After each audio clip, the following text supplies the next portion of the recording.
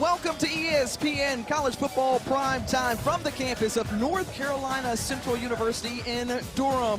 The defending MEAC champion South Carolina State Bulldogs in the house, trying to remain perfect in conference play as they go against the Eagles here from O'Kelly Riddick Stadium in this huge MEAC showdown. Well, let's take you back to the past few Celebration Bowl champions. You go back to 2021, South Carolina State was able to win it, downing Jackson State. The following year, the MEAC continued to reign as North Carolina Central pushed it to overtime, and the Eagles walked out of Atlanta with a dub. And finally, last year, Jackson State able to overcome that hurdle and take down South Carolina State. But when you think about just how important this game is, folks, we're taking a look at the MEAC standings. South Carolina State, Delaware State tied for first. North Carolina Central still remains in the hunt.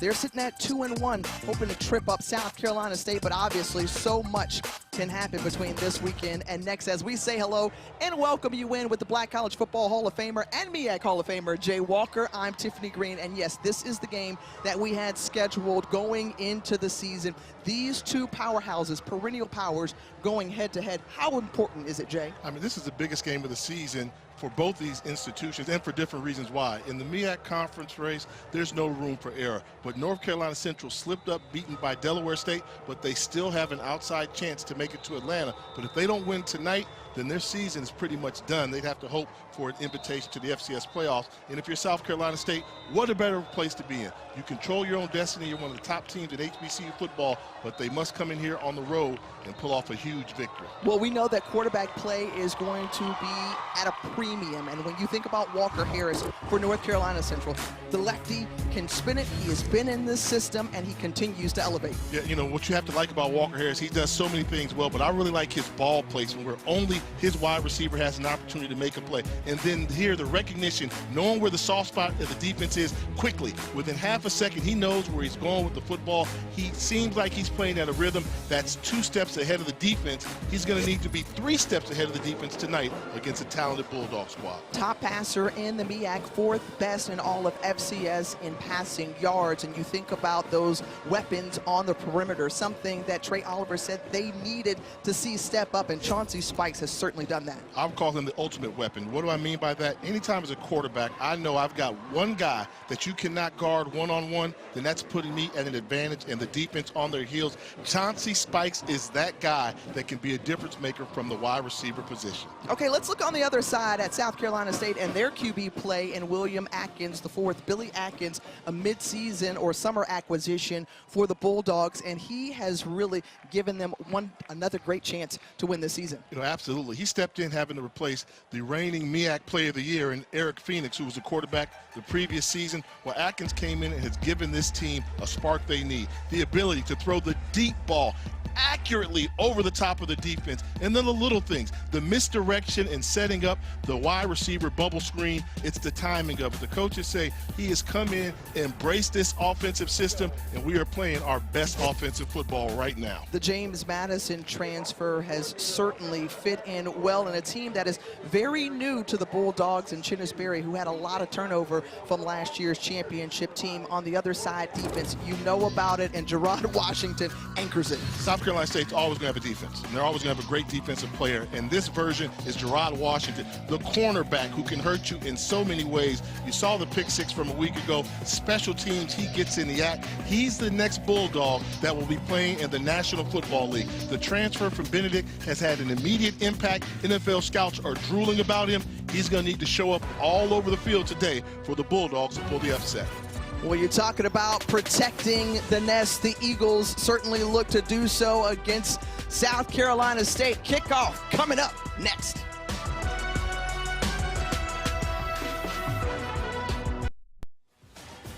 Back here in the Bull City, it's about to be a battle in the Mid-Eastern Athletic Conference between South Carolina State and North Carolina Central, and these two coaches very familiar with one another. You think about last year's MEAC Coach of the Year in his first season at South Carolina State after great success down the road at Benedict College, and now he's looking to add to that resume. These two teams, or rather coaches, were together at Southern University for a few seasons, and Trey Oliver at his alma mater, 6th season. He is the dean of coaches in the conference, won a couple of MEAC titles and a 2-time conference coach of the year as well. And culture over scheme, you hear it talked about all the time, and he has been able to build this program in always being in the hunt for a MEAC championship.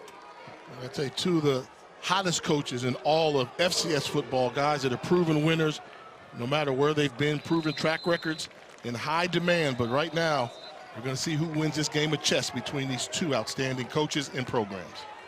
Well, South Carolina State has the opportunity to get the ball first after receiving, and the touchback, and we talked about Billy Atkins already with his degree in economics from James Madison, and he comes into this program already a leader, a great IQ kind of guy that Chinnis Berry just beamed about coming into the season.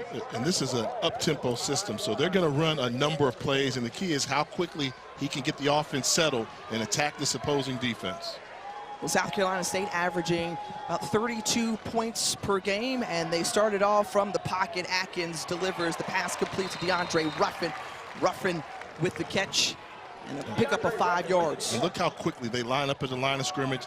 Until North Carolina Central shows them something to slow them down, they're going to continue to try and operate in high frequency.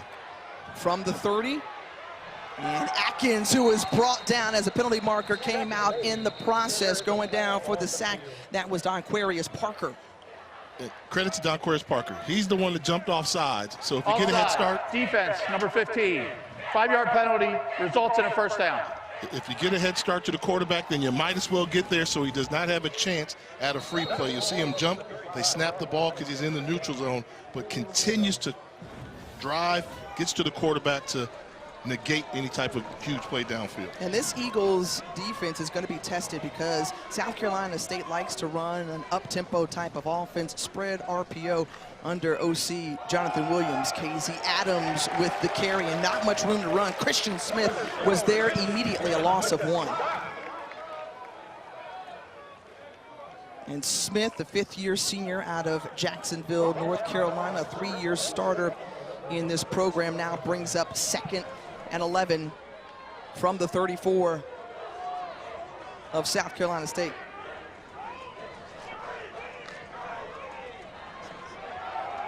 Atkins with time, looks to the outside, and Ruffin was the intended target closest to it, but it was thrown out of bounds. It's going to bring up 3rd and 11.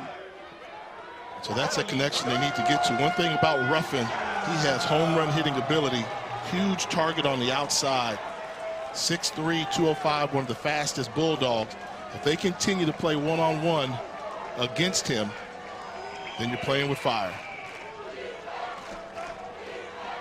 Well, Trey Oliver said of this wide receiver core for South Carolina State, the best unit that we have seen all season long. And here, Atkins gets it in there to Jalen Johnson, and it is complete. That is one of his favorite targets on the season. He's got the most catches with now 46. They need to snap it. I'm not sure if he caught this ball. The ball thrown very low.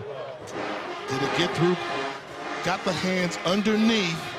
I told you that ball, the bottom of that, hit the turf. Rolling on the field was a completed catch. That play is under further review.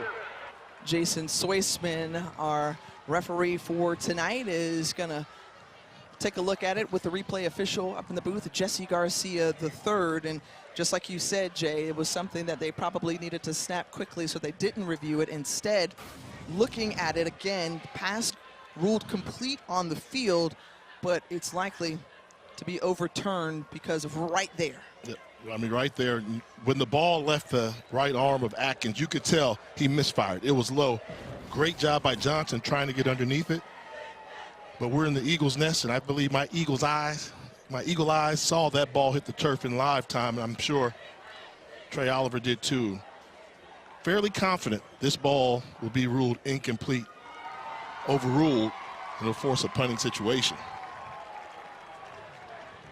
When talking with both of the coaches this week, obviously they know a lot is at stake. But what has been a part of the recipe for success for Chinnis Berry is the fact that the mission doesn't change from week to week. It's to go 1-0 each week. And there are a lot of Berryisms that you will be introduced to throughout the broadcast, but going 1-0 is the mission. Every week he'll call that. No game is bigger than that. Like the jacket, by the way. That's a clean South Carolina State jacket there. But this week I'm going off of the separation is in the preparation. He said when you prepare, you separate by After further review, the ruling on the field is an incomplete catch. It will be 4th down. So the call is overturned, and that's going to bring up 4th down. And the punter comes on as Elliot Janish is on to attempt it. Started his career at Langston, then over to Troy, Utah, and now in his 4th school at South Carolina State in his graduate year. From his own 20, back to receive it, Makai Wall, and lets it bounce at the 20. And this one is going to be a good one as Janish does his job, flips the field inside the 15, a 54-yard punt. And that's where we will see the offense for North Carolina Central start. The senior out of Wake Forest right here in the Tar Heel State, Walker Harris. We told you about him in the open. Passed Davius Richard for most passing yards in a single season. The great player at quarterback a couple of years ago. And Harris, better than 2,700 yards through the air. And there was a question mark coming into tonight's game whether Chris Mosley was going to be available, as he was injured in that Howard game a couple of weeks ago. And Mosley was right there, but so was Josh Barker. Agent Zero in white, a loss of 3. Barker can be disruptive. Chris Mosley, one of the most dynamic backs you'll see on the FCS level. When healthy, we'll see how long he can go, but Josh Barker is a one-man wrecking crew at nose tackle. And the pass complete to Naseem Cosby. Naseem Cosby on the reception. Pick up a 5, Washington there on the stop. And now on 3rd down and quickly moving here. Got to pick up 8. You need to identify where Josh Barker's lining up on the defensive line. Number 0, he can line up over center. He can line up at defensive end. He likes to attack weaknesses. They feel he cannot be blocked one-on-one. Harris with some pressure, and he goes down as Walker Harris is brought down by Shamari Reed. Loss of 1 on the play, and right there you see the Bulldogs defense come to play on the road. And Shamari Reed, who plays that spur linebacker for South Carolina State, coming on an outside linebacker blitz. Great pursuit to get to the quarterback, and they're going to try and disrupt Walker Harris all day. Get him off of his spot. They feel that he's a rhythm passer. And how do you disrupt rhythm passers? You scratch the record. You get off beat. Bowman from his own end zone comes out a little bit. Jalen Johnson trotting back, and he gets going. Little stutter step there along the left side, across the 40-yard line, and steps out near the 41-yard line. So quick 3 and outs on both sides as South Carolina State couldn't get anything going. Can they get it moving on offense? Go back to October 31st of last year on Halloween night in Columbia. Eric Phoenix and the Bulldogs jumped out to a quick lead, 17-0 in the first half. They were rolling. However, it was the Eagles who nearly came back in that one. It was a riveting ball game, folks. Walker Harris, you see going down, and that would end up sealing the game as Chinnis Berry and company remained perfect throughout that MEAC season to go on to win not only against North Carolina Central, but also a MEAC championship. And you look how close these games have been over 3 of the last 4 meetings, decided by 3 points or less. So we could be in for yet another treat as Billy Atkins has a man who ball deflected. Great ball skills there by Jazeer Dukes. And Dukes, who has been a bright spot in that secondary that's been banged up, with a nice pass deflection. You know, the ball is there. He gets behind the defensive back, possibly could have led the wide receiver a little bit more, but that lets you know how explosive this South Carolina State offense is. They think, take what the defense gives us. If the defense gives us the deep shot, regardless of down and distance, Billy Atkins has the green light to pull the trigger. And you think about just one returning starter on this offense for South Carolina State, and that's up front with Roger Smith. Billy Atkins quickly out to Jordan Smith, and Jordan Smith, who is a MEAC leader in yards for this season, picks up the first down. Yeah, really good sight read adjustment by George Smith. If the slot linebacker that's guarding you blitzes for the quarterback, turn around, get out to the flat, easy hot read, nice recognition, being on the same page with the quarterback and wide receiver. Now, I'd like to see them establish more consistency on first down. You know, they were able to overcome it, but they need to establish they can run the football on first down for positive yards. Unfortunately, they're not, or else it'll be a long night because North Carolina Central wants to make you one-dimensional. Well, they attempted to do so there. Max Urin, one of those leaders on defense who has been the glue and brains of the Eagles unit for all 4 years that he's been here, with the stop. So 2nd and 10, no gain on that carry from the Bulldogs. 2nd and 10, South Carolina State. From Central's 52-yard line, Ruffin, who was in motion, rolling to his left. Atkins overthrows and out of bounds and practically into the stands. Very close and cozy quarters on the sideline. You know, that's the challenge they're going to have, because North Carolina Central likes to control the line of scrimmage. And offensive coordinator Jonathan Williams from South Carolina State tried to get creative and move the pocket a little bit. And I think that's because he knows he cannot afford to allow number 10, Thomas Johnson, the defensive end that's right here on the bottom line of scrimmage, to roam free and attack his quarterback. Johnson, who has been a nuisance all season long, here on 3rd and 10. 3 receivers to the bottom of your screen. And Atkins with plenty of time, standing tall in the pocket. Jordan Smith, the reception, and then swung down by Jakari Martin. So 6 yards on the pickup. That's going to bring up 4th and 4.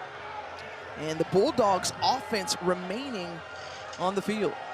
They cross midfield and possibly come out, try and get them to jump off sides. We don't see South Carolina State huddle, so they're probably, I'm guessing they're going to go there and say, try and get a hard count, fake something, see if you can get some movement. But it would be a very aggressive play call to go for it in this situation with a 0-0 ball game. Empty backfield for South Carolina State. They do go for it. 5 of 13 on 4th downs and make it 6 of 14. The completion to Jalen Johnson moves the chains. Yeah, this is just too easy right here. This is a 2nd level throw. I don't know if they were on the same page. It looked like inside linebacker Isaiah Lawson was playing zone coverage, and the rest of the defense was playing man-to-man. He just gave a free release to the slot receiver. That's a mental error. Well, after that 15-yard pickup from Jalen Johnson from the hands of Billy Atkins, an official's timeout taken on the field. But Atkins, you see just how he can diagnose the defense, how they really like his passing ability and processing ability from that quarterback position. A 6'1" graduate out of the Maryland area. And now with the chains officially moved and set. And the jet sweep there to Jalen Johnson, and Johnson trying to find some running room and a number of black jerseys around. And the tackle is made by Eric Adams. No gain on the play after a lot of running around. And that was a spectacular job by Jalen Johnson just to get to the line of scrimmage. Once again, we're seeing South Carolina State struggle on first down running plays. North Carolina Central controlling the line of scrimmage, making the Bulldogs fight for any type of positive yardage running the ball on first down. And you hear coaches often talk about winning on first down and how they've got to get ahead of the chains. Thus far, to your point, Jay, South Carolina State still working in that category. 2-by-2 formation. The Adams in the backfield. He leaks out. Coming across and a big hit to Jordan Smith, leveled there by DJ Estes. Instincts.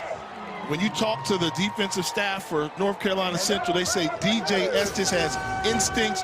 Quarterback setting up for a short crossing route, puts a thump on Jordan Smith. Big hit, protecting the nest in the secondary for North Carolina Central. Big 3rd and 9 coming up here from the Eagles' 27-yard line.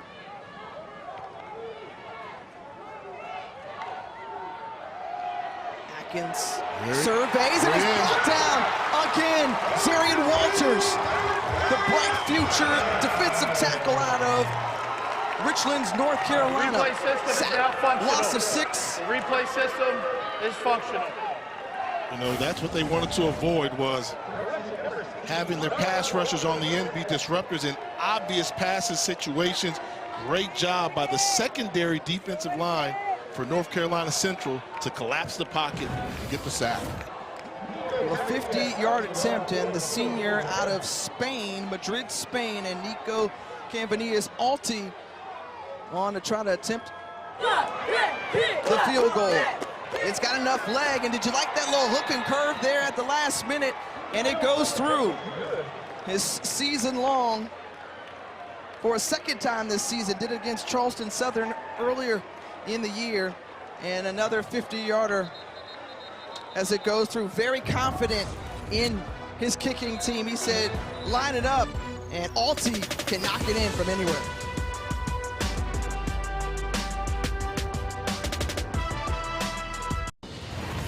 Well, Chinnis Berry, who was named head coach of South Carolina State back on December 16, 2023, after 3 very successful seasons at Benedict College, he compiled a 27-7 record, undefeated in the SIAC, 2 conference championships, along with 2 Division II playoff appearances, and then he rode on over to Orangeburg, South Carolina, and he has talked about this team buying in. That's the theme for the season. Jay, I want you to say it in Coach Berry terms, or in his voice. Do you believe? That's right. Can you unite? Are you willing to yield what it takes outside? Invest now. And the now is for no opportunity wasted, but That's he also another added acronym. to it. Yes. No other way. No other way, no opportunity wasted. One of the, I will tell you, probably the best motivator out there in the college football circuit. Old school motivation, believes in his kids, trusts the process, and the job that South Carolina State did in getting him to come over from Benedict.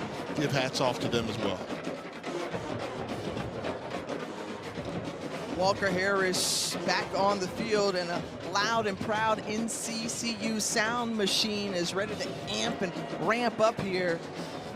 NC South, or rather North Carolina Central, try to answer. They start from their own 25-yard line.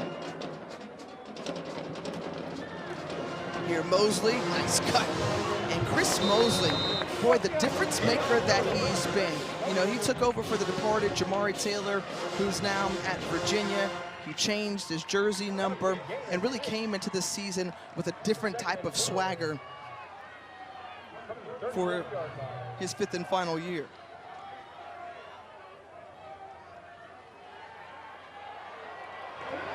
Harris with the man open. That's Chance Peterson. Peterson, who's still on his feet, swinging out, and finally brought down by Brenyan Scott. But Chance Peterson, the preseason second-team All-MEAC selection, this is his playmaking ability. And Walker Harris knows where the soft spot of the defense is, so he had to almost pump fake a second longer so Peterson could clear behind the safety. That's how you attack the defense, knowing where you're going with the football and throw into an area rather than a person. 44-yard pickup puts the Eagles in Bulldogs territory. They hand it off on 1st down to Chris Mosley, and Reed is there for a quick tackle. If they can get Chris Mosley going with the running game, that's when Central's playing their best. You know Walker Harris can hurt you with his left arm, but if he has a running back, he's always been able to have one of the best running backs in the conference behind him.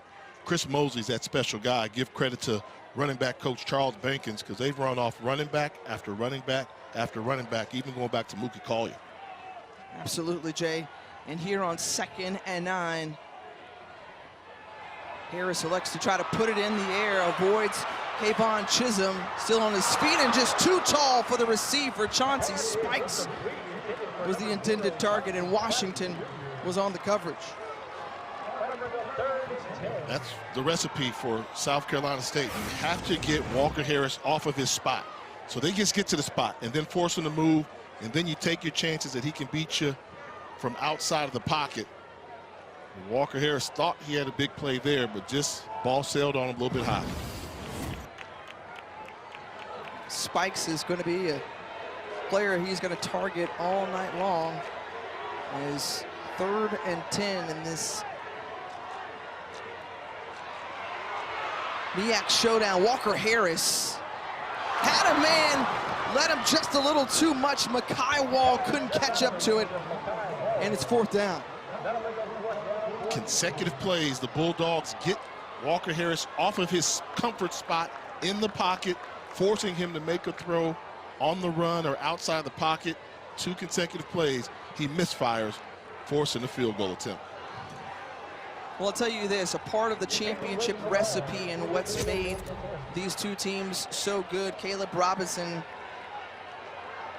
is on to attempt a 41-yard field goal attempt. We saw a 50-yarder from South Carolina State. And Robinson tries to answer back the other way and is successful in doing so, and it's tied at 3 apiece. And the former special teams guru and Trey Oliver loves it, knows that he can rely on the leg whenever needed, and Robinson, the sophomore, comes through to even up this game at 3 apiece.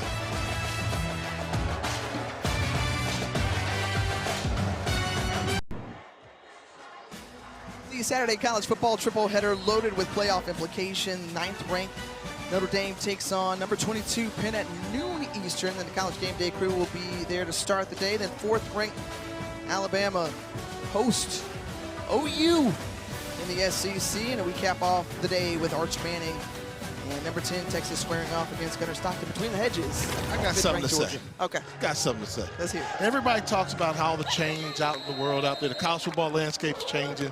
The more things change, the more things stay the same. Still gonna come down to Bama in Georgia. Always gonna be in the mix. Oh, fire him, get rid of him. We need Saban back. Still gonna come back to Bama and Georgia.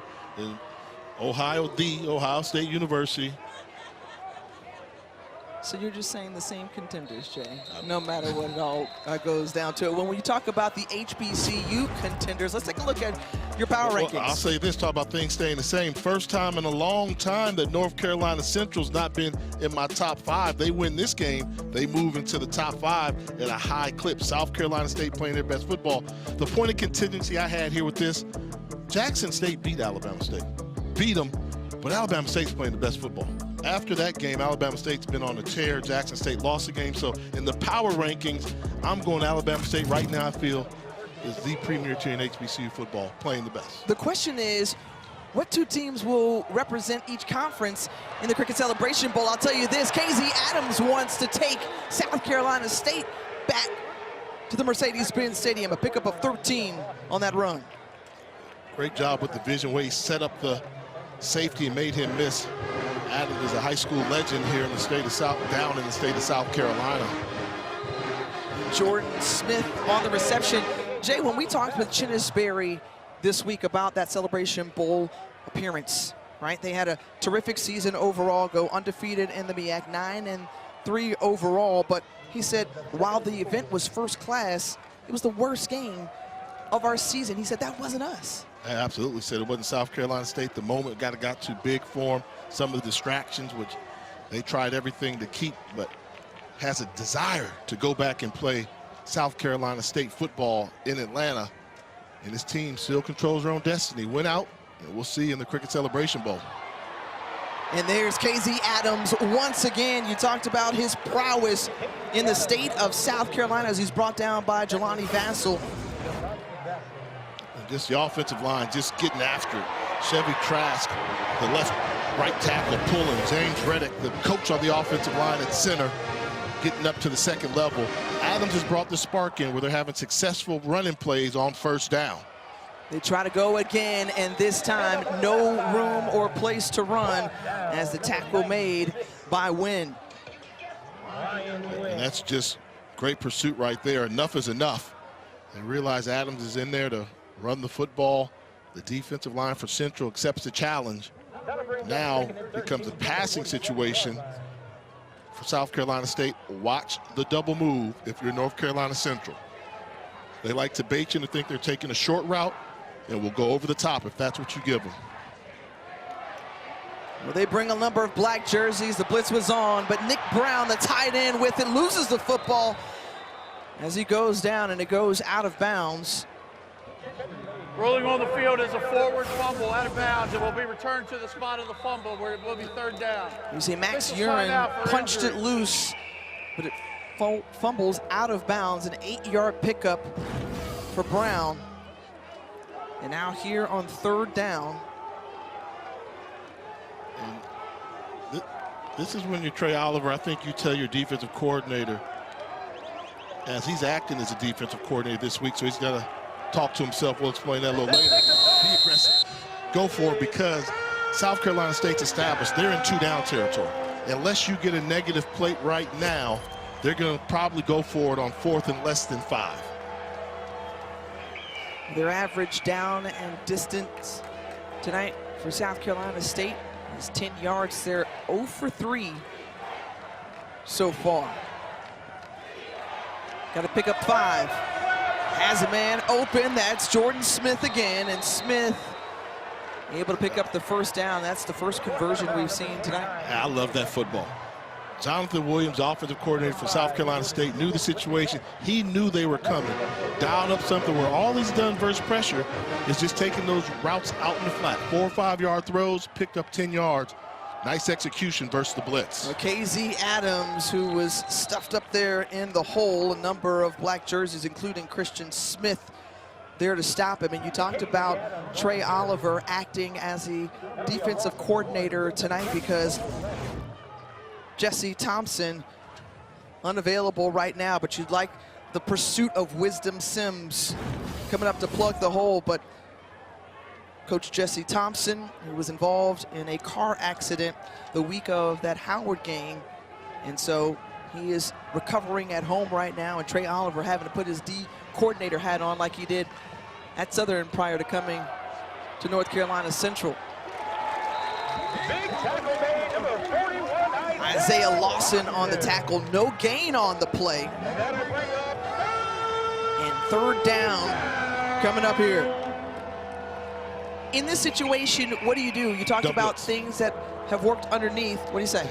You don't blitz if you're North Carolina Central, because they've shown they've got a hot spot read for you right away. Count on your defensive line to get there. Knowing that's the case, and you've softened them up, you see the 2 high safeties for North Carolina Central. Go through your progressions, attack the seams when you get this zone coverage.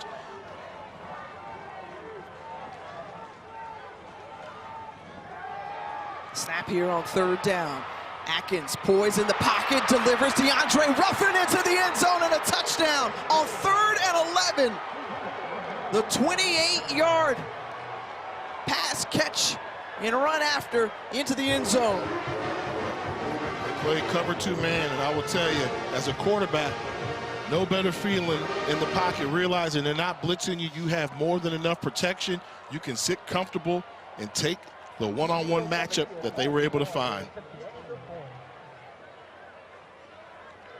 So Ruffin's second touchdown of the season. Alty want to attempt the extra point. And South Carolina State leads by a score after that touchdown from Atkins to Ruffin.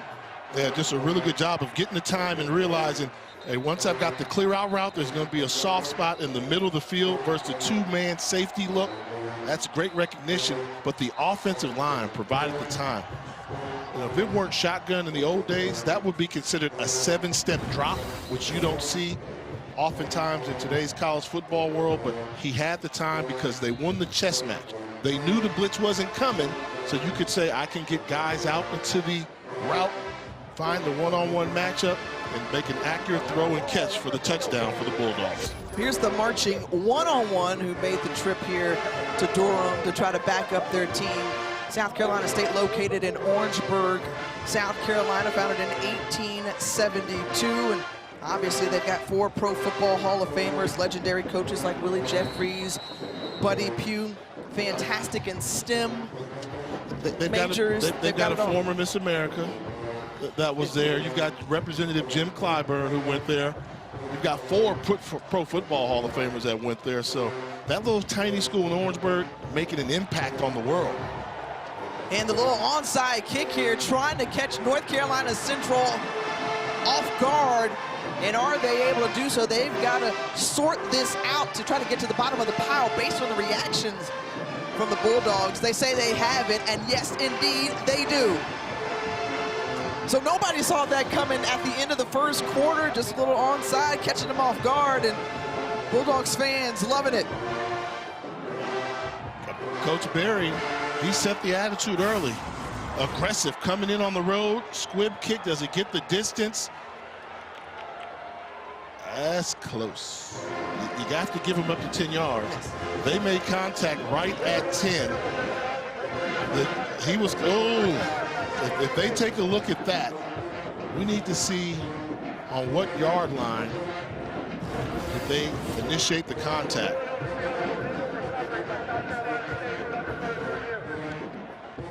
So Nico Canvanius Alti, he's getting congratulations on the field. Let's see, or on the sideline rather. But we'll see if that holds or stands, to your point, as they're going to take a look at it, Jay.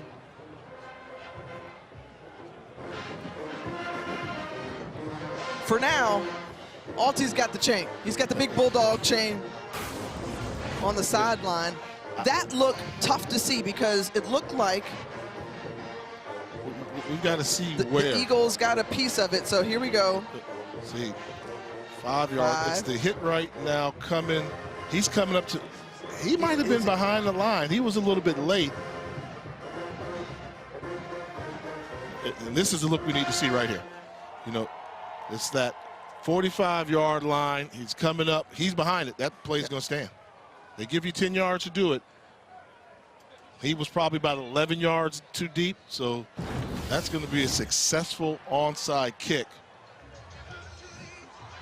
by a yard, and I feel that South Carolina State will be rewarded once again for the aggressive play calling by head coach Chennis Berry. Well, if you're just tuning in, there were a couple of field goals traded on back-to-back offensive drives for each team, and then after South further Carolina review, State the ruling with the on the field is upheld. South Carolina State football, first down. And after their 9 plays, 75-yard touchdown drive, the onside kick successful. Not sure if they had a good enough look to try to overturn that to begin with, Jay. And so the play stands as is, and Chennis Berry's aggressiveness playing off. His team perfect in MEAC play, trying to remain that way and run down another MEAC championship. Atkins, who was 4 for 4 on that last drive for 54 yards and a touchdown, looks to run back some more. Atkins going deep, has a man down the sideline. Right there is Nigel Johnson, who walks in. 51 yards, one play, and then boom. On an earlier drive, they set it up. I said you have to watch the double move for South Carolina State. They're so successful in running short routes, intermediate routes, that they want to set you up. And this is a great job on the double move. Top of your screen, go get them a little stutter go. Executed perfectly. The defensive back, that Jazir Dukes once again comes up out of position, trying to get a read on it. Huge play for South Carolina State. Back-to-back drives for touchdowns for the Bulldogs here on the road.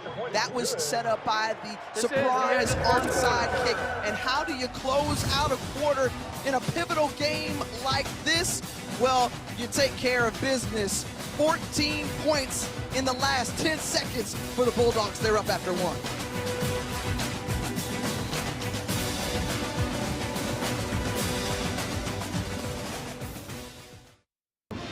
highlights of that half? Well, quarter? the big thing for us, we got it on our mind. We feel like we got some explosive guys. We got an outstanding quarterback, and we want to be aggressive. Again, no stones unturned. We want to be aggressive, and I think we're doing a good job of executing. Coach, you're up by 14. What concerns you about the rest of this football? A lot of football left to be played. What are some concerns and some things you've seen down there on the field? Well, they got a good football team. And I told them, in the game of football, they're going to make a few plays. They on scholarship, too. Good things going to happen, keep playing. Bad things going to happen, keep playing. Just play the next play. So I like where we are right now, offensively, defensively, and special teams. And, again, we just got to win the moment, all right? First quarter's over. We're talking about playing a complete 60 minutes of football. We just played 15 so far, so good. Yeah, that's what we're talking about. That's Chinnisberry right there for you, Tim. We told you, he's going to hype you up. Coach, go hype your team up. Hey, we about to go get them turned up, baby. Second quarter, let's get it, baby. Go Dogs. There's Let's go, Tiff. nothing quite like Call your game, Tiff. Chinnisberry and the energy that he brings. Now Walker Harris in this offense trot back onto the field for North Carolina Central. And what type of injection of enthusiasm can this offensive unit have for the Eagles to try to counter? They've been here before. And last year, at this time in this football game, they were down 17-0, came back and made a 3-point game. This year, it's only 17-3. So know that you're battle-tested. Now, as South Carolina State said, they've taken a blow. You know that North Carolina Central is going to fight back. Too talented a football team. Just pace yourself, stick to your game plan. And I think the key for Central, they have to get Walker Harris on rhythm. South Carolina State's been able to get him off his spot and off timing. After the 2-yard pickup from Mosley here on 2nd and 8, they hand it off to one and black again. Mosley, he gets going, and Chris Mosley across the 50-yard line, brought down by Jabin Ford, a pickup of 16. Great vision comes with running to color. Watch Mosley run the color. A good running back, he sees a black jersey. Okay, go inside that. White jersey's coming. Green field up ahead. Black jersey stay on the inside. Learn that, young running backs. They tell you run to daylight. No, you run to color. That's where your blockers are, and that's great vision on display by Chris Mosley. One of the fastest on this team. Great vision, as you mentioned. And they go with Mosley once again, and Chris Mosley, explosive. And when you look back to the first half, North Carolina Central had the ball for just over 3.5 minutes. They've got 2 first downs. They only had 1 in that last quarter. And look at the vision and the balance on display. I'm telling you, the running back coach, Charles Bankins, does a good job at North Carolina Central with the running back room. Well coached. They don't make mistakes, and he gets the best out of them. And it's so interesting when you think about, again, you talked about Latrell Mookie Collier, Jamari Taylor, Chris Mosley, who we got to see sprinkled in the offense last year, but now that he's stepped into that QB, or rather running back 1 role, he has certainly shown all that he can do. Change of pace kind of guy. Here on 2nd and 7 from the Bulldogs' 30-yard line. Harris hit from behind, unloads as the pass incomplete. Shamari Reed was right there to hit him as he released it. You know, and if you're Walker Harris, you have to know you're a left-handed quarterback, so they're going to try to bring the pressure to your blind side. Twice we've seen Shamari Reed get to Walker Harris. When he comes up on that line of scrimmage from his spur/outside linebacker position, when he makes a move, you have to know where he is. Arthur Rogers Jr. in the backfield with Harris here on 3rd down, and into the hands of Mekhi Wall, and Wall inside the red zone after that completion. Catch Rhythm. and 16 yards. Rhythm. Knew where the soft spot the defense was, waited for him to cross the face of Shamari Reed in that situation, delivered a strike. That's Walker Harris football. When he can anticipate where to go with the football on time, he can pick you apart.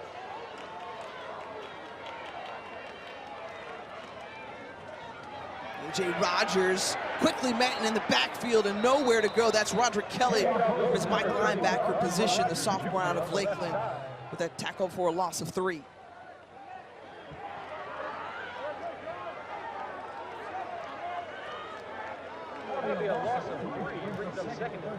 Second and 13. And Trey Oliver electing to change things up a little bit. Josh Jones, the redshirt sophomore quarterback, now in. We'll move the pocket a little bit more RPO. Run a quarterback sweep. With an extra blocker out there. Off Noah McKinney, the center, pickup of 3 yards, and Jones will quickly trot to the sideline. So now 3rd and 10 here. And mark that play. That was a set-you-up play. So that way, when Josh Jones comes in the game later on at some point, trying to set up something that they may try to do. But in this case here, what I'm doing now, I'm assuming that's what you're going to ask me. Yeah, well, I was going to say, Matt Leone has the call here. What do you do? I like it. 2 tight ends for extra protection, so they don't know which side you're protecting, and that allows Walker Harris an area of comfort where he can feel comfortable in the pocket. And he goes to the outside, and play broken up, but a penalty marker comes out as well. That was Jordan Franklin, the linebacker, who leaked into coverage.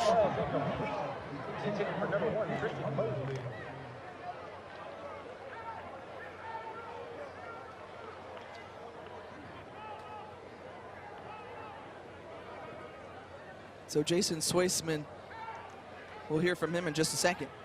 Holding, offense number 62. That penalty is declined, 4th down. So the Bulldogs decline the penalty that was called against the center, Noah McKinney.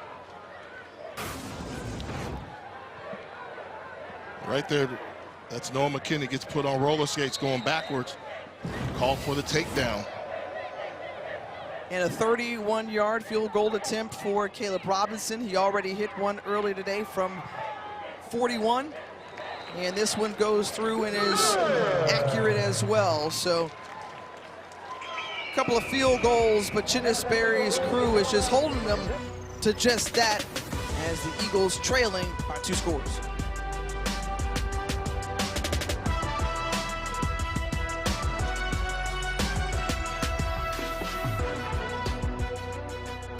At 10 a.m. Eastern with the Countdown crew on ESPN, the all-new ESPN app. They'll have all the early breaking stories, injury updates, and previews of each game right up to kickoff. Well, players from both of these programs currently in the NFL, Jacoby Durant, Javon Hargrave in the NFL, representing Bulldog Nation. Back here at O'Kelly Riddick Stadium, Tiffany Green, Jay Walker with you. A 17-6 ball game. South Carolina State set to get the ball back again. Trying to remain atop of the MEAC standings with Delaware State as Jalen Johnson comes out of his end zone. A little shifty move and goes down near the 21-22 yard line as some laundry flies out towards the end of the play.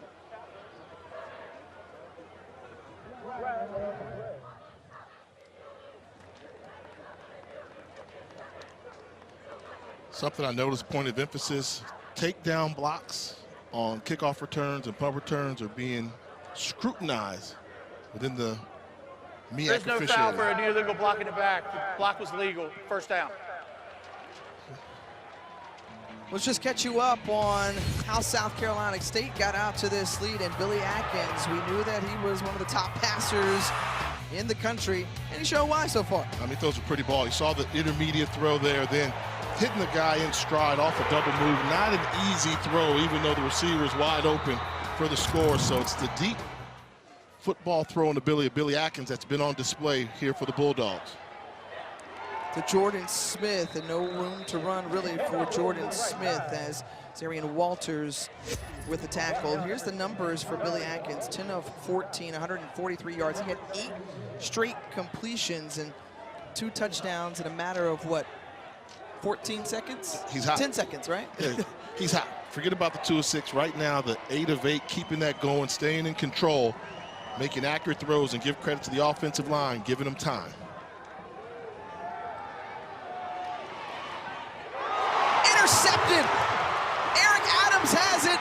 Adams trying to return it for a touchdown. Takes it to the house.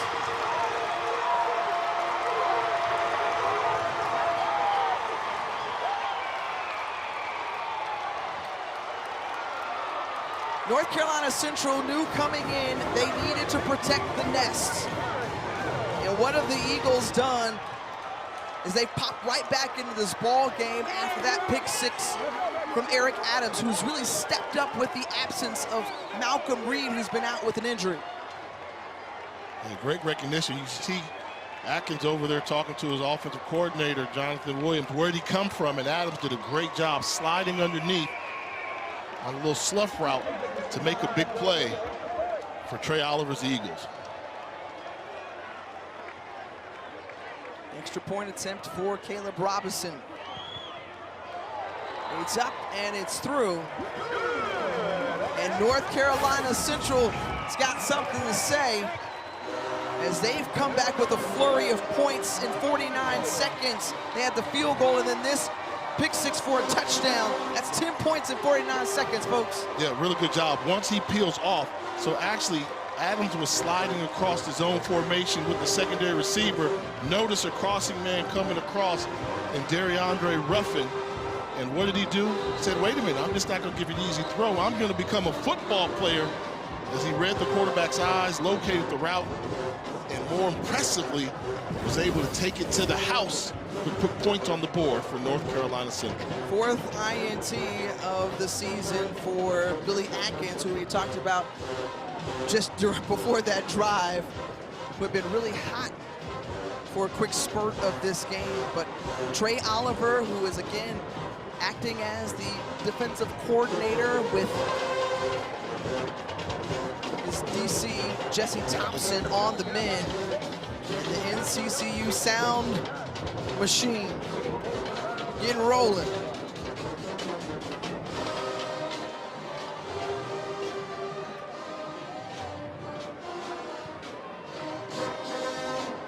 Here on the kickoff, and it's Jalen Johnson, who's got speed on the return. Johnson still on his feet, cross the 40, 45, look, giddy up.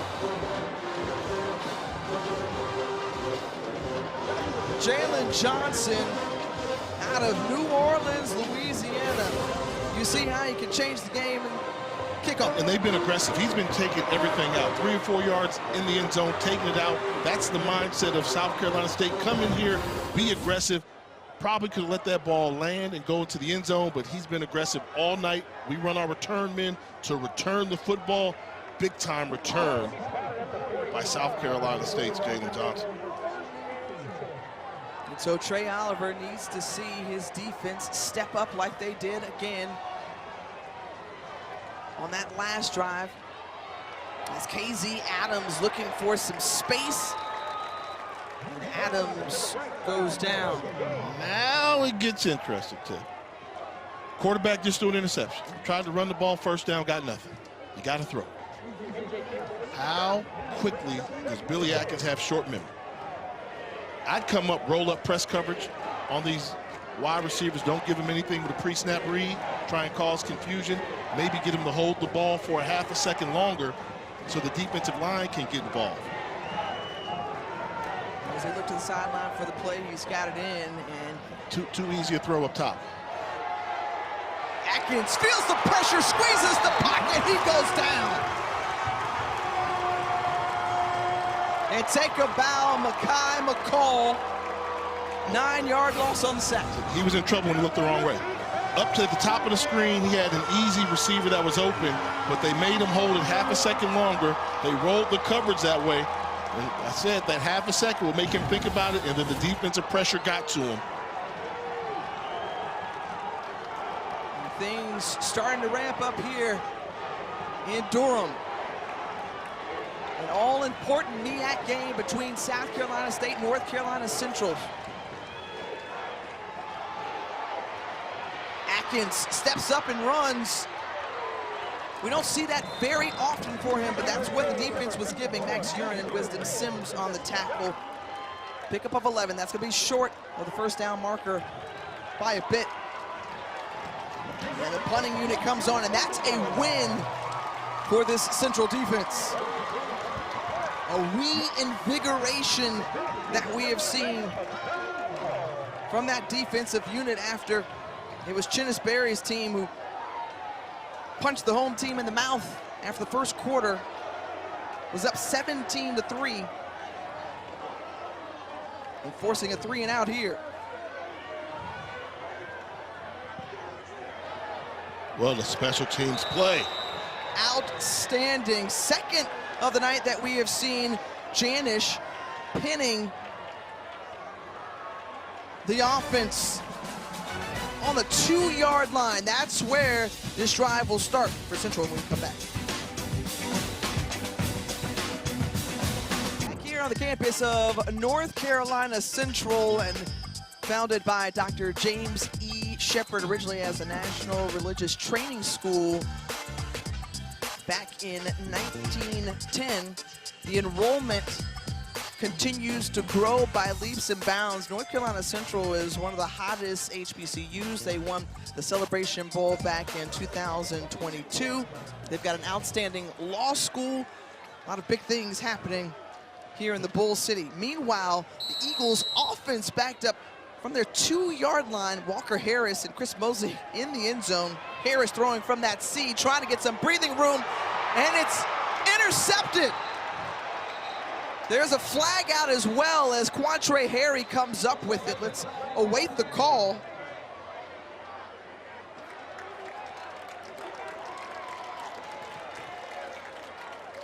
It appears that it's going to go against South Carolina State. In the secondary, I wonder if they call Jared Washington. He and Chauncey Spikes were mixed up on the bottom half of the screen. Pass interference, defense number 24. 15-yard penalty for the previous spot, automatic first down. The first penalty of the night, and Chinnisberry is like, man, what's up with that? Ah, that's tough. Quantre Harry, who got that interception. Don't you have a right to go for the ball? That's a missed call. Might have been something to call there early. You see the flag come in at the bottom of the screen away. You have a right to go for a ball. I don't believe that call was supposed to be on Harry. I saw the flag come from the bottom, but that's a fortunate break for North Carolina Central. So now from the 17-yard line of Central, Harris hands it off. Here's Chris Mosley. And Mosley, who America got to see at the start of the season in that MEAC SWAC challenge. We're going back, just trying to look for the pass interference, and that's just, I don't see how you call that. I mean, you're allowed to reroute it. I don't know if that was it, but got to play forward on it. Got to move forward, take advantage of it for North Carolina Central. So as I was saying, Mosley, who had a season high 182 yards against Southern, his first game of the season. Again, it was kind of been the workhorse for this group. Better than 800 yards on the ground coming into tonight's game. Pick up of 3, now 3rd and 1. Continue to run the football. And pushing ahead for the necessary yardage is Mosley in a fresh set of downs. And that's the difference. So after the interception was thrown by South Carolina State, they tried to go back to the throwing and weren't successful, got sacked. Central, when you have a running game, Walker Harris just threw an interception for all intents and purposes, but he got away with an interception. What do? You hand the ball off to settle him down. That's what you want to have on a balanced offense where you can run or pass effectively. And North Carolina Central relying on the running game so they can get their quarterback back in rhythm. He's one of 5 preseason all MEAC selections. As Mosley goes down, and again, that push up front, very impressive from South Carolina State. Loss of 3 there. And once again, Tiff, this sound like a broken record. And now it gets interesting. Walker Harris just threw that interception. Bad read. Passing situation. What do you do if you're South Carolina State? You get him off his rhythm, you get him off his spot, but you take a different approach. If I'm South Carolina State, I'm blitzing the heck out of him because he's a little rattled, may hold the ball for half a second longer, get rid of it too quick, and that's how you can force a big play. But I would not drop back and play straight zone coverage. Soft on the outside, and Rufino Van Gates with the catch, and that was easy. An easy read for Walker. And to Walker Harris's credit, he took the easy throw. Where we saw Billy Atkins not take the easy throw, go the wrong direction with his pre-snap read. Walker Harris found where's the softest coverage. Let me just get a completion, get back in rhythm, and it's 3rd and manageable. Got to pick up 4, get to the 40, or rather 38-yard line. Walker looking. Van Gates once again with the reception, a little hop step, trying to find a little extra room as he's brought down by Marcus Samuels, but good enough for a first down. Rufino Van Gates, the Division II All-American who transferred into North Carolina Central, wanted to play at a higher level, showing you very difficult to bring down. It's been a pleasant surprise for the Eagle offense. Yeah, he's really made some good plays. Impact role player for the Eagles. On 1st and 10, going to him once more, going to the well a 3rd time, but out of bounds and drop either way, and it's 2nd and 10. Well, Trey Oliver knew that coming in, they were going to have to be intentional about their preparation ahead of tonight's game, intentional about their execution. It's a word that's been used a whole lot leading up. Chris Mosley, who's in the backfield, addressed the team and reminding them to stay locked in. They've got Celebration Bowl in their mind, and if not, an opportunity potentially for the FCS playoffs in their sights. They can help themselves on this drive as Chris Mosley, who's being dragged down by his jersey. A big gain on the play. Pickup of 21. The vision, and watch him wait for 62, Noah McKinney, to set the bot.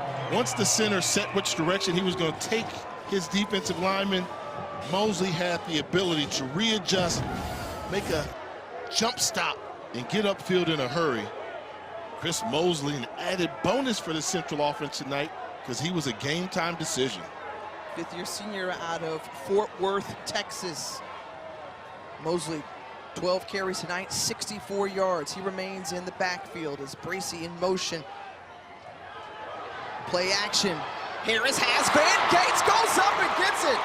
Rufino Van Gates goes airborne inside the 10, and here come the Eagles.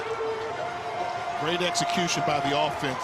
Started with the pickup blocks by Mosley in the backfield, and Rufino Van Gates with a fantastic readjustment to find the football. Been critical on this drive, 1st and goal, and so has Chris Mosley, who stays on his feet and somehow rumbles into the end zone. The balance of Chris Mosley. He talked about his team needing to remain locked in, and he was certainly that on that run. Well, we circled the calendars way back in August and said the game of the year in the MEAC will be South Carolina State versus North Carolina Central. After State had a big lead, guess what, Tiff? It's turning out to be the game of the year. Both teams battling, knowing what's at stake. 17 unanswered points from North Carolina Central. When it's all on the line, you need a running back that's not going to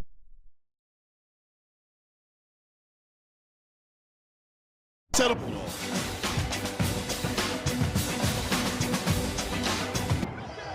Oh, this is living up to the billing already, and just, 2:58 remaining in this first half. Rufino Van Gates was a dude on that drive. All right, so let's take a look at where Rufino lines up here in a slot position, but the same thing we saw earlier, they did it against him too. Give me a little double move action, stutter go, and then relocate the football. You'll see it. Same things make you laugh, can make you cry, as North Carolina Central does to South Carolina State. With a little double move, get them inside, locate the football. That was the big play on the drive. Woo! This is a boxing match. Yeah.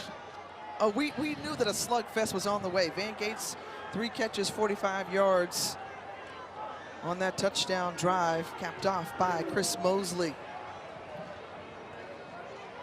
This one going into the end zone and a touchback. Well, we saw South Carolina State own that first quarter. They handled things, 157 yards. But in the second quarter, it's shifted to North Carolina Central, 136 yards, but also credit the defense for the Eagles for holding the Bulldogs offense to just 3 yards thus far. they've continued to control the line of scrimmage in terms of the running game. So anytime they can stop South Carolina State from getting effective rush plays on first down, then the defense is able to peel back their ears and play with their secondary coverage and cause some confusion to Billy Atkins.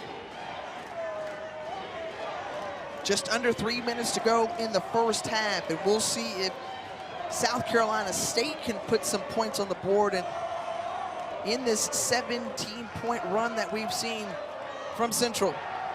Atkins looking, got tied up. DJ Estes was right there with Jordan Smith. Pass incomplete. It's 2nd and 10. Yeah, Estes with his instincts.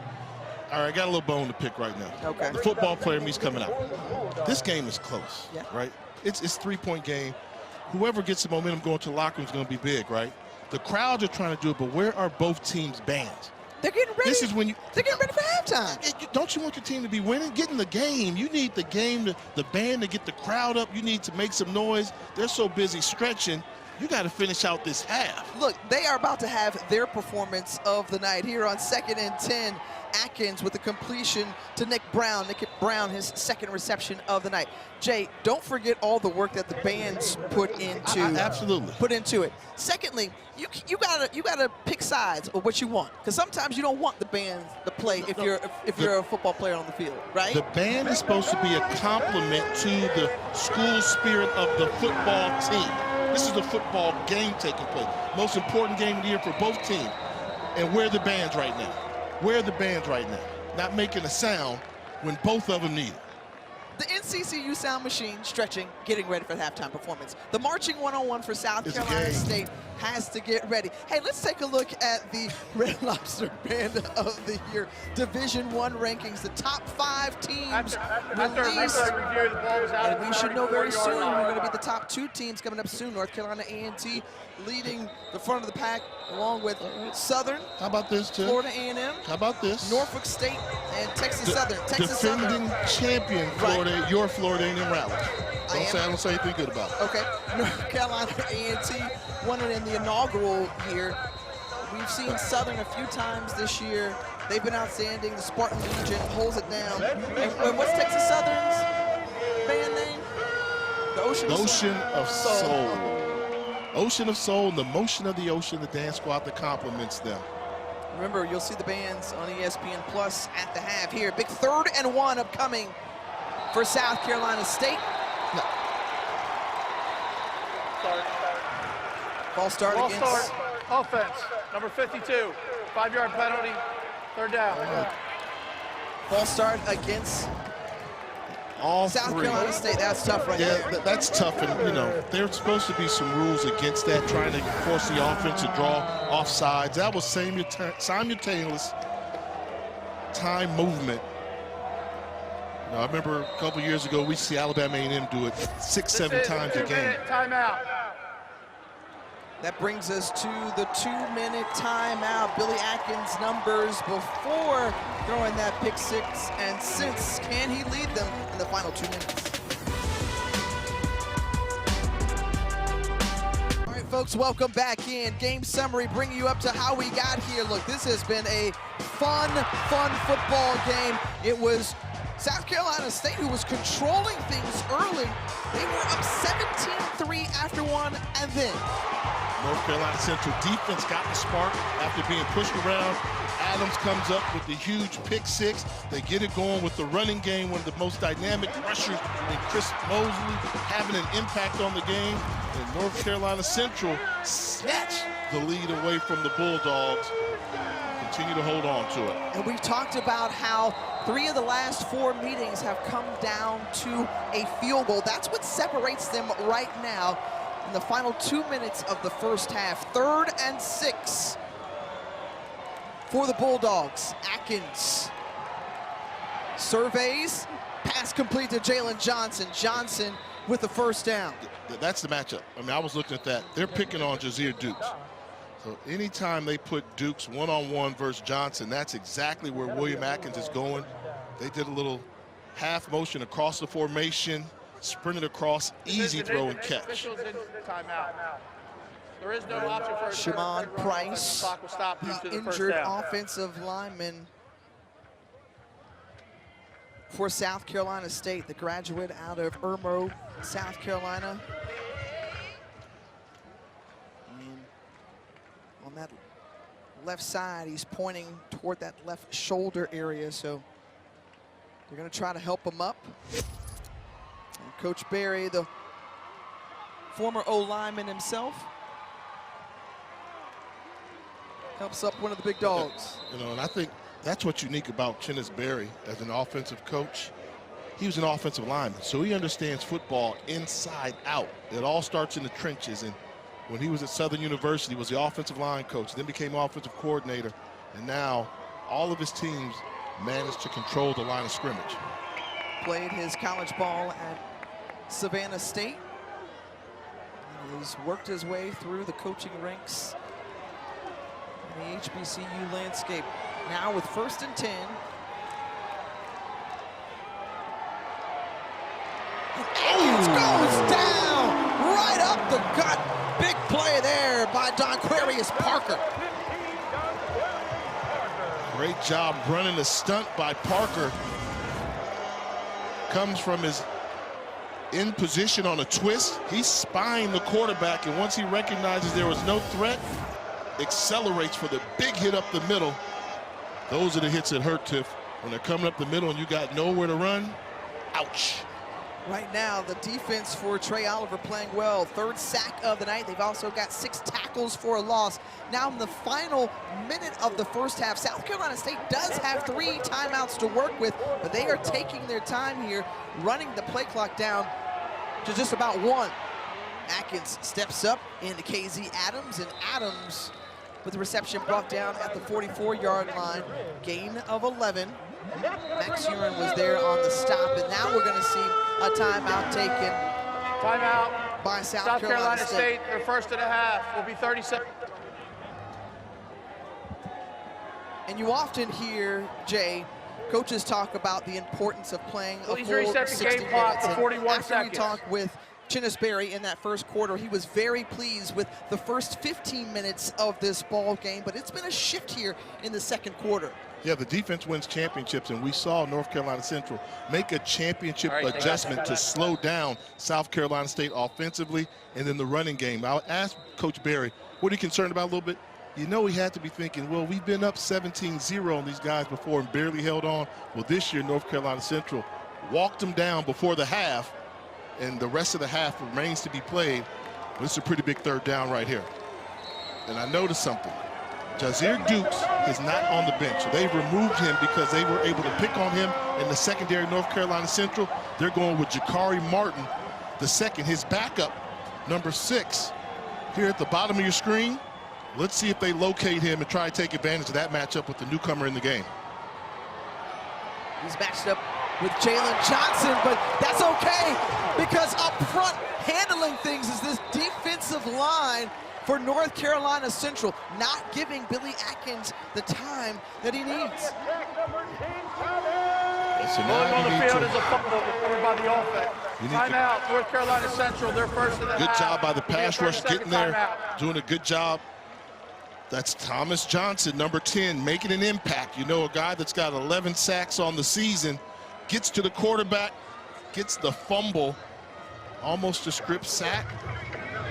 But a good job by Thomas Johnson making an impact on this game, and the Eagles calling timeout to try and increase their lead before the half. Well, they talked about just how relentless Thomas Johnson is. Great backstory from California, was headed the JUCO route, and then the previous D-line coach called him up. He had never seen North Carolina Central before. He took a leap of faith, came here, was injured or hampered by injuries last season, and now he has stepped up in his redshirt junior season. Now 4th and 12, and so Janish on the punt. He has done an excellent job, an area where South Carolina State has won tonight.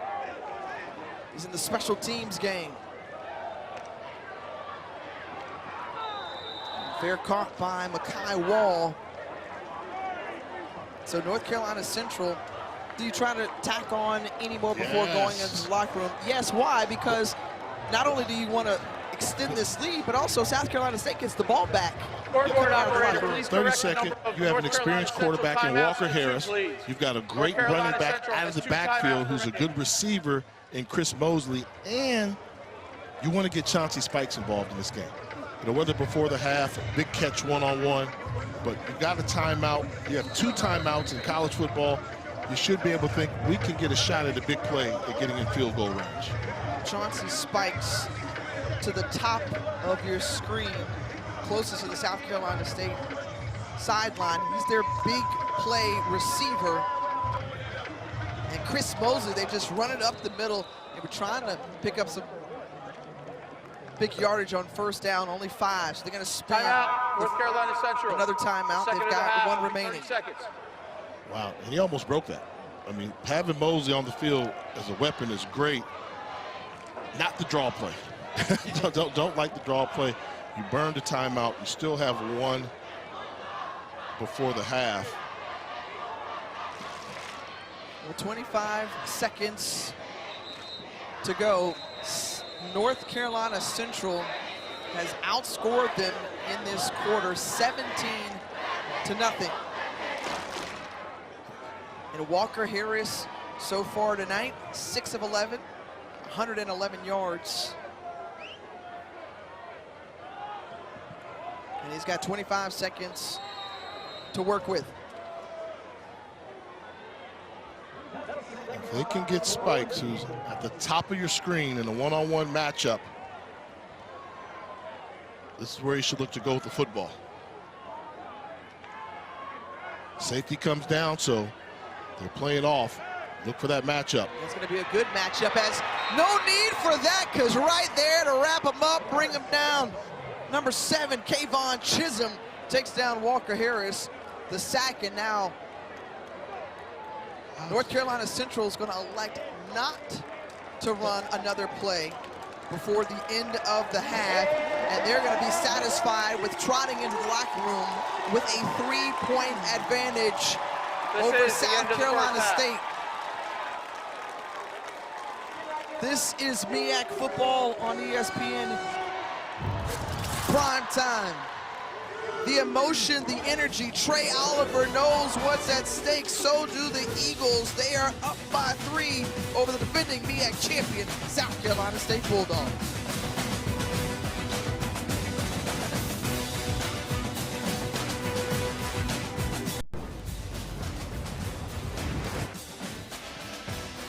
Welcome back to Durham and a MEAC slugfest between 2 heavyweights, South Carolina State and North Carolina Central. The Eagles protecting home field. They've got a 3-point advantage here at the half as we welcome you back, fam. Jay Walker, Tiffany Green, and obviously we talked about the importance of this game as both teams vying for that opportunity to be named a MEAC champion.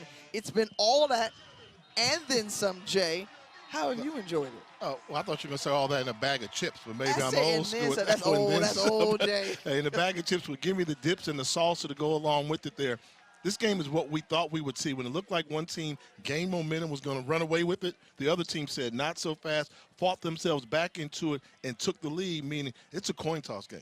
A coin toss at halftime. Who can win? Either one of these teams can win this game. Well, it was South Carolina State on the road. They came out punching first. They got on the board. They really controlled that first quarter. Billy Atkins looked sharp early on. I think we realize how reliant they are on Billy Atkins to transfer from JMU. He's the guy that makes this drink go. When he gets things going, this offense is deadly. But when they took him out of rhythm, as you saw the interception return for a touchdown by defensive back Adams for North Carolina Central, that allowed Central to get into it. The running game to complement the throwing arm of Walker Harris, and that's basically where we are right now. There was a 17-0 run in that second quarter for North Carolina Central to surge back in this one. Total yards pretty similar, but you go back to that 5 right there on rush yards for South Carolina State. If they don't get to 50 yards rushing, they're probably not going to win this football game, whether that's a Billy Atkins rush touchdown or somebody breaks it. But you cannot win a championship caliber game with 5 yards rushing. Well, we saw that defense be disruptive for North Carolina Central, and they were all up in Billy Atkins' grill a time or two. as well as the secondary doing their thing. And outside of the interception that was returned, they brought pressure. So you saw them figure out ways to get to Atkins, make him double clutch the football, and then they were hitting him over and over again. They stopped letting him get comfortable in the pocket. Their players came up and made big-time plays to throw off the rhythm of Billy Atkins, and I think that's the key. Now, can Trey Oliver get his defensive line to continue to win that battle at the line of scrimmage to be disruptive? Trey Oliver has talked about the intentionality of his group and obviously all that's at stake for tonight's game. If they want to remain in the hunt for a MEAC championship, they've got to walk away with a win tonight on the return. That's Mekhi Wall. Wall bouncing off, staying on his feet. Ball comes loose at the end. And South Carolina State is signaling that they have it. Wall, who had an explosive return, saw the ball come loose right there at the end, and South Carolina State comes up with it. Bulldogs are celebrating. We're waiting for the official call. The refs say yes, they do. David Wilson, who recovered that onside kick earlier, comes up with the fumble recovery. It's a fumble recovered by the kicking team. First down. To start the third quarter. And in the first half, South Carolina State won the battle of special teams. And here you'll see going to the ground, ball clearly out. And a good job of getting on the football for the recovery. Rolling on the field of a fumble recovered by the kicking team is under further review. Huge play to start off this second half by the Bulldogs special teams. That was Antoine McCray. Credit him for twisting and kind of popping that ball loose, knocking it ajar. They're going to review this upstairs, but I'll be honest, it looks pretty clear that that will be upheld. The ruling on the field will be upheld. Look at 89, that's McCray. And it comes loose before Wall touches the ground. And prior to that, Wall had bounced off a pretty hard hit and was just getting his bearings about him on the field before the defender came over with another hard hit on the football. And a great play by the Bulldogs special teams.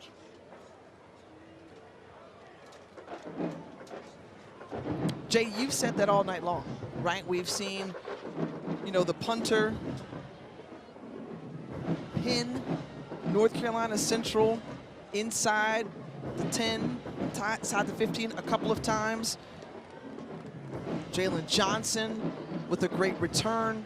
I mean, special teams play is the thing that's kind of separating and standing out here for the Bulldogs. Yeah, and I think that if you take a look at all that's happened on the first half, that's why I felt comfortable saying South Carolina State won the battle of special teams. And they're looking like they're off to a great start here in the second half as well. At the review, there is no foul for targeting as that was being reviewed. Also, the ruling on the field is upheld. It was a fumble recovered by the kicking team. First down, South Carolina State. So each team with one turnover apiece. Best starting field position for Chinnis Berry's crew, second time in Central Territory. From the Eagles, 45. William Atkins, the fourth, back on the field, unloads, pass complete and caught by DeAndre Ruffin. Ruffin, who had that TD earlier in the first half, and Ruffin was slow to get up, a pickup of 15 yards as he's still seated timeout for an injury on the ground. Ruffin, who is the graduate student from Savannah, Georgia. Another look here on the outside after the catch. The double clutch ball hangs in the air for a while. Kind of gets, oh, you see that right leg get kind of twisted underneath. Fortunate to see him able to hobble off, and hopefully he'll get better and able to return to this football game. He came over from Allen University out of the SIAC in Columbia, made his way to Orangeburg, South Carolina. And the Bulldogs go with KZ Adams. We told you in the first half, he took a redshirt year with Georgia State, spent 2 seasons there, but coming out of high school, first player to rush for more than 3,000 yards in a season in the Palmetto State. Adams, a guy that although they had rushing yards in the first half, He had 20 yards on 8 carries, so he was tough to bring down for South Carolina State. And a great example there of how tough he was to bring down just there. Spinning off and staying on his feet. Another good gain, this time 9 yards, fresh set of downs.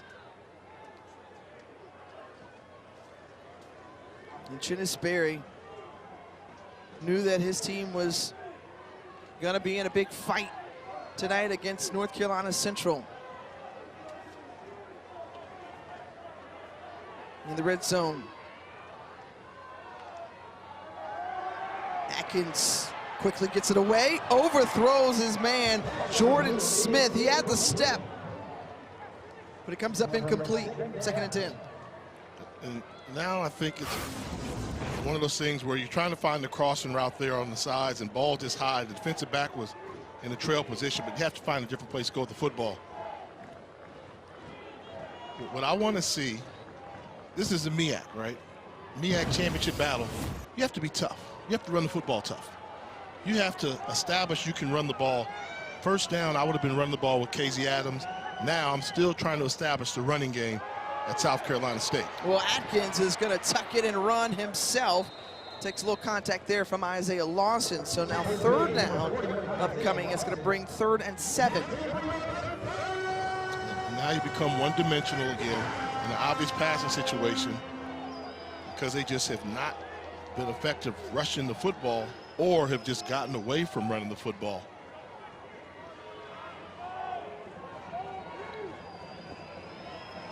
Keep an eye on where number 10, Thomas Johnson, is. If I'm South Carolina State, lining up for that stand-up linebacker defensive end position, number 10, in man on the line of scrimmage.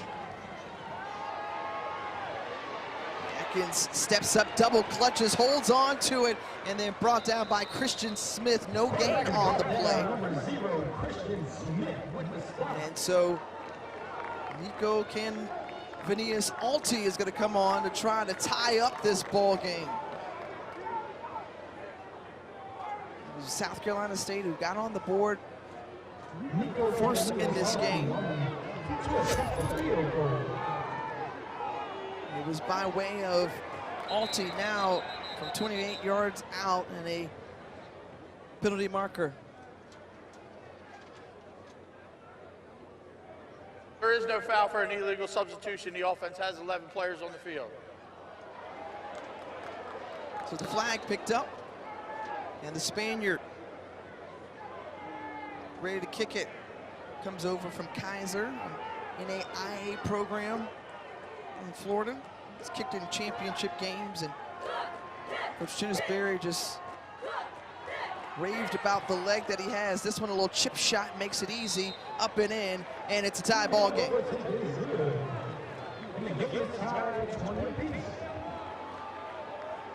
It almost feels like who is going to be the last one standing to deliver that big blow, because they're trading punches back and forth, tied up 20 apiece. Let's get you up on the MEAC standings. Delaware State, South Carolina State, unblemished in conference play there atop the MEAC standings. North Carolina Central trying to find that little crease in there to stay in the hunt. They're at 2-1. A win tonight would be huge, as we have some big ones coming up this weekend. And of course, you go to next weekend, South Carolina State traveling to Dover to take on Delaware State. North Carolina Central will close out the season on the road at Morgan. I have a question for you after the kick. Okay. Rufino Van Gates on the return. Van Gates with a lot of room and just tripped up as Van Gates was getting going. Well, UFC 322 is tomorrow at Madison Square Garden, highlighted by 2 title fights, the welterweight and the women's flyweight belts. They're both on the line. Prelims begin at 8 Eastern on pay-per-view. You can buy it on ESPNplus.com/pay-per-view. You ready for my question? Question, I sir. think you can answer this. Okay. And I don't know. I really don't know. What happens if 3 teams in the MEAC finish 3-1? So they're going to look at a couple of things in terms of criteria for a multi-team tie. If all teams played each other, there's a head-to-head competition that they're going to look at, right? As spinning off and going down is Christian Mosley. But they're going to try to figure out who's going to be the outright champion that would represent the MEAC, right? So they're going to look at head-to-head records against all the tied teams. If the tie still exists, they're going to use a points system to try to figure out. Like points by separation, how much you beat an opponent by? No, or? More so awarding points for if you've won a non-conference game against an FBS opponent versus an FCS opponent. So 6 points for an FBS opponent, 4 points will be awarded for an FCS team, and then they will subtract points as well. So it gets complicated, I know. And so the team with the highest point total will receive the berth to the Cricket Celebration Bowl. Out of the MEAC, in the event there is a three-way tie. Wow, okay. You loved that, didn't you? That's, I thought there would have been actually like who held the edge in the driver's seat. Like, you know, the Central know they've got an edge and they would need it to be cloudy to win. We know for Delaware State, they run the table, they're going to get it. That means they will have beaten South Carolina State last weekend of the season, but you know, it's like, it seems real cloudy. I know a lot of fans are trying to figure it out because I'm trying to figure it out. That's the intrigue of this game, and obviously the remainder of the weekend. And next weekend, Jordan Franklin will hit Walker Harris as he was going to the sideline. Harris is trying to get into the ear of Jason Soisman, like, hey. He's got a beeline on him. He's slowing down. He had the angle on. Fair, I'm okay not with the penalty. I'm okay not with the penalty. However, because he was in the field of play, but he had a beat line on him. He had a beat line. That was a close call there by Jordan Franklin. They would get away with a lick on the quarterback. The official was right there on the sideline to see, and 2nd and 6 from the 50-yard line. Shamari Reed, who was showing blitz, changing things up at the line. Walker Harris has 1 second to work with on the play clock, and Trey Oliver not pleased that he has to spend a timeout here with 9:22 to go in the third quarter. Media timeout. So they're going to talk it over. We'll step aside here from the Bull City.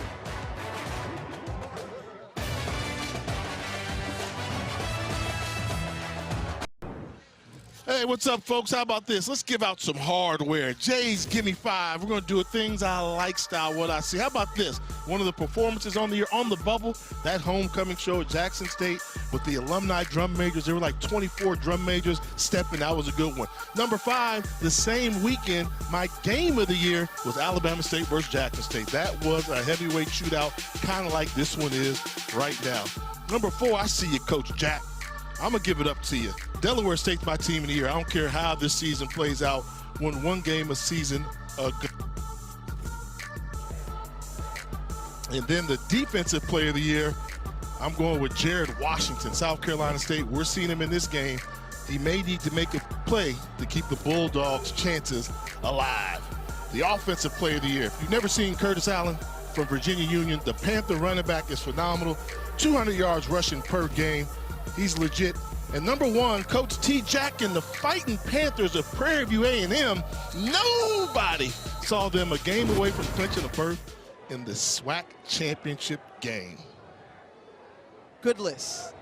I would agree with a lot of what you said back here on 2nd and 6 after the North Carolina Central timeout and the pass incomplete from Walker Harris. All right. A little time to chime in with Tiff's 2 cents. Okay, I'm going to go back to Jackson, right? And that play of the year at the end of the game, Jackson State's defense standing up and stopping Alabama State on the 2-yard line. HBCU newcomer of the year. They've got an excellent rushing attack. James Jones has been phenomenal. We saw him break one big last week against Morgan State. And of course, the Hornets have the leading rushing attack in all of FCS with better than 286 yards on the ground. Pass complete and a first down here for Nassim Cosby, who was fighting for more yards. 3-man rush. When you don't pressure Walker Harris, he'll pick you apart. I mean, look at this. I mean, even though they get to him with a 3-man rush, something to be concerned about, but he feels confident in his pocket when you only rush 3, delivers a strike to Cosby. Walker Harris, who was given the keys after Davius Richard, the Black College Football Hall of Famer, Player of the Year, graduated, still on staff now as a QB coach, and is working with the QB Walker Harris and Makai Wall on the receiving end for the score. Eagle pride amplified on that play as NCCU grabs the lead back.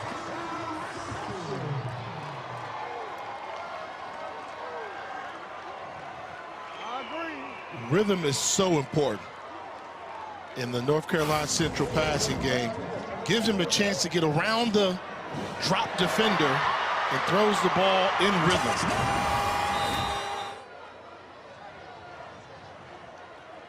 The extra point attempt is up and is through.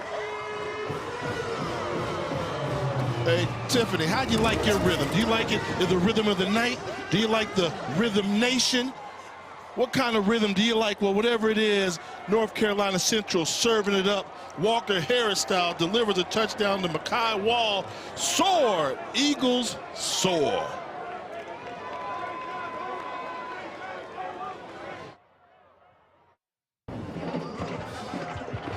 Oh, it's a party inside O'Kelly Riddick Stadium because it's a 24-3 run for North Carolina Central. They grab the lead back up by a touchdown after South Carolina State started this game 17-3 after one. It's been all North Carolina Central since. It's going to take a lot, though. A lot of football left to be played. And, you know, we showed Chennis Berry over there, and you mentioned something to me earlier that I never realized. He's never lost a conference game. Let's go ahead and take a look what happened on that touchdown. And take a look at number 10, Jordan Franklin right here. Not the best angle, but I'm going to show you something. He's flat-footed. And when he does not take the time to reroute him, as the play runs, he's standing still. Everybody's moving, going past him. You don't reroute the wide receiver. Easy throw and catch for North Carolina Central. Got to do a better job getting hands on that guy. So let's see the response from Billy Atkins IV and this South Carolina State offense. Can they answer back? KZ Adams in the backfield. Like to see them establish them running the football effectively. Jalen Johnson on the reception, his third of the night. And Atkins in this offense trying to move with some tempo, and then they look to the sideline for the call. Atkins, we mentioned, came over from James Madison, graduate transfer, already with his degree in economics, and trying to lead South Carolina State back to another Cricket Celebration Bowl. Eric Phoenix did it last year with a lot of players coming over with Coach Chennis Berry from Benedict. And now with a pretty new team, Bulldogs looking to have the same success here on 3rd and 3. Got to get to the 35-yard line to keep the drive going. Keep in mind, South Carolina State does not have the services of DeAndre Ruffin out of the game. They bring in his backup, number 9, Nicholas Soul, on the bottom of your screen.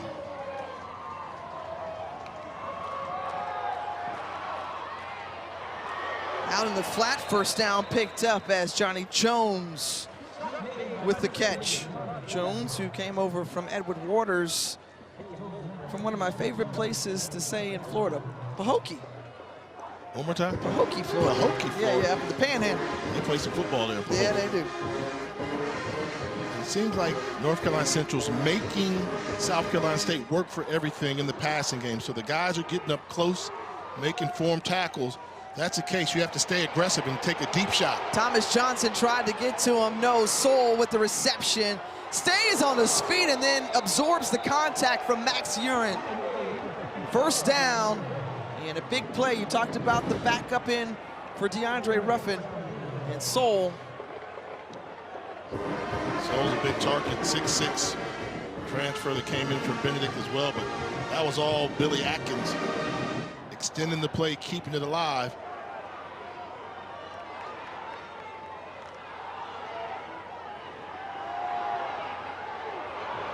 The other side, there's Soul once again.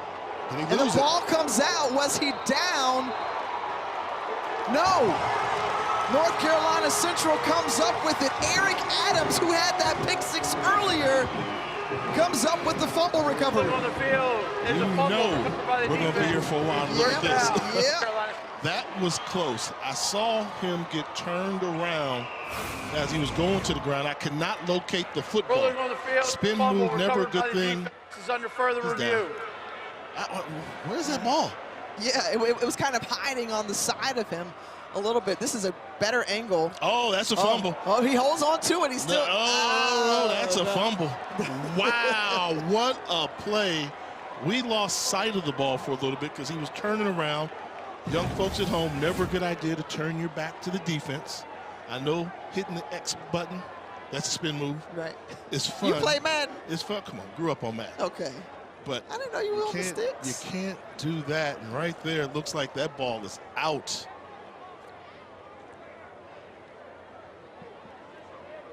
And what a turn of events it would be. Another look here. Okay, so the ball is already out there. He's holding on to it for dear life, but cannot. And DJ Estes is the one who picks it loose. Yeah, I would say if he had control of it, he would have had the ball. You know, he'd have come out of the pile with the ball.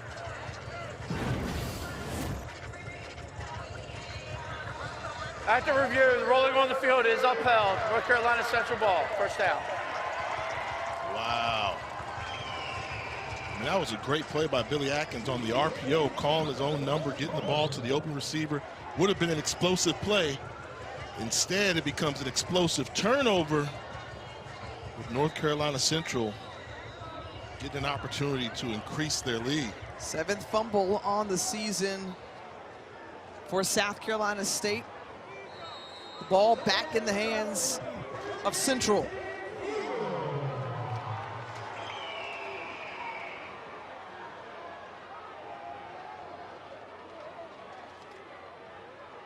Here on first down, the carry, fighting for yards, was Chris Mosley, brought down by a pile of Bulldog defenders. Tough running. I saw the man-to-man coverage by South Carolina State, knowing they're going to crowd the box. So when you're going to crowd the box, you're going to play one-on-one. North Carolina Central likes to go to Chauncey Spikes in those situations. Well, guess who they move over to guard Chauncey Spikes? Jared Washington, the best defensive back in FCS football, possibly an NFL pick, as they battle at the bottom. So that frees up a guy. So they're putting the cornerbacks on the island man-to-man so they can stop the run.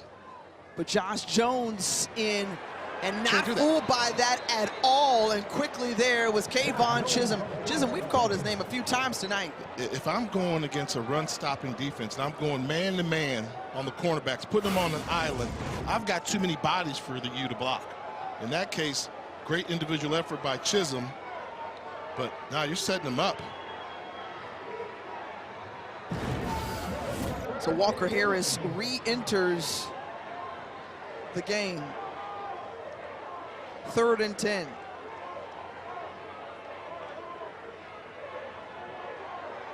Harris with plenty of time goes for Chauncey Spikes, and flag comes out at the end. And it was heaved from the field judge near the Central sideline. He crawled up his back, and I don't necessarily know if he had to, but he absolutely crawled up the back of Chauncey Spikes. Pass interference, defense, number 12. 15-yard penalty from the previous spot. Automatic first down. So that goes against HBCU All-American Washington. You'll see him pull. He's there before the ball. Climbs up in there, pulls the arm, tugs his arm, or else Spikes might have made the catch. He was almost there quick enough to make a break on the ball for a possible interception. I think the officials got it right in that situation. Too fast for his own good. He just got there too quick.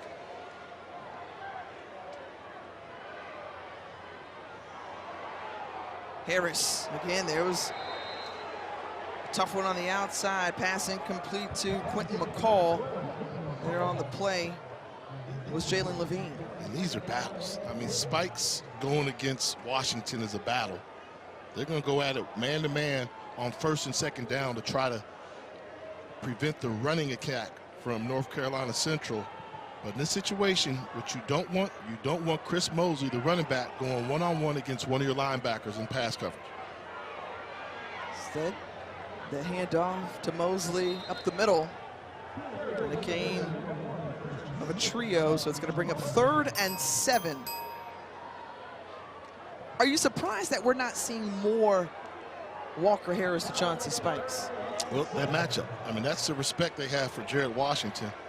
He's a game breaker, so if you can take advantage of some other matchups, do it. But here's obvious passing situation. You're playing with fire if you test number 12.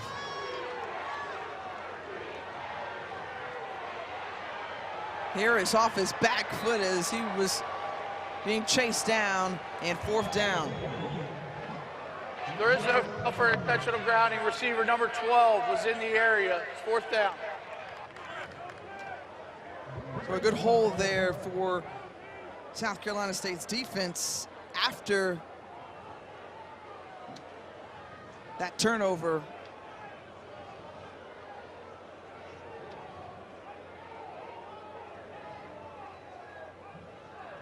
Brandon Bowman on the punt. Fair catch, and it goes into the end zone. Advantage once again, South Carolina State special teams. Here's tonight's ESPN2 men's college basketball doubleheader. 6th-ranked Michigan takes on TCU at 9 Eastern. Then the back end of a home-and-home series between Graham Ike and number 19 Gonzaga and Bobby Hurley's Arizona State Sun Devils. Both games are also available on the ESPN app, so you can watch anywhere. Very busy night for North Carolina Central Athletics as Lavelle Moten and the Eagles basketball team going over to Chapel Hill to take on the Tar Heels on the hardwood. Central, one of those always competitive MEAC basketball squads. Moten's had great success at Central. Look at the roll. Incomplete to Nigel Johnson. That's who they are. 1st down. No, we're tired of running against a brick wall. We're going to put it on the right arms of Billy Atkins. Well, Atkins, 18 of 25, 234 yards, has a touchdown, 2 touchdowns, and a pick. And before we get too far along, that was a huge stop by the South Carolina State defense. After the turnover, forcing the punt, getting the ball back to their offense. Nice catch. Jalen Johnson able to haul it in.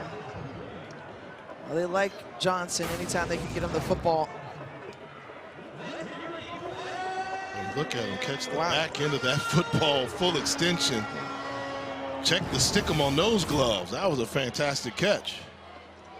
KZ Adams picks up the 1st down on the run. And so now with DeAndre Ruffin out of the game at wide receiver, the best offensive players become Jalen Johnson and KZ Adams in the backfield. Those guys need to be involved in the offense for half the plays. Use the other guys as complementary players. Soul's a complementary player in this case. Jordan Smith's a good guy there, but you have to figure out where your matchups are. And Jalen Johnson's been a problem. The run by KZ Adams on 1st down, cut there, and good open field tackle.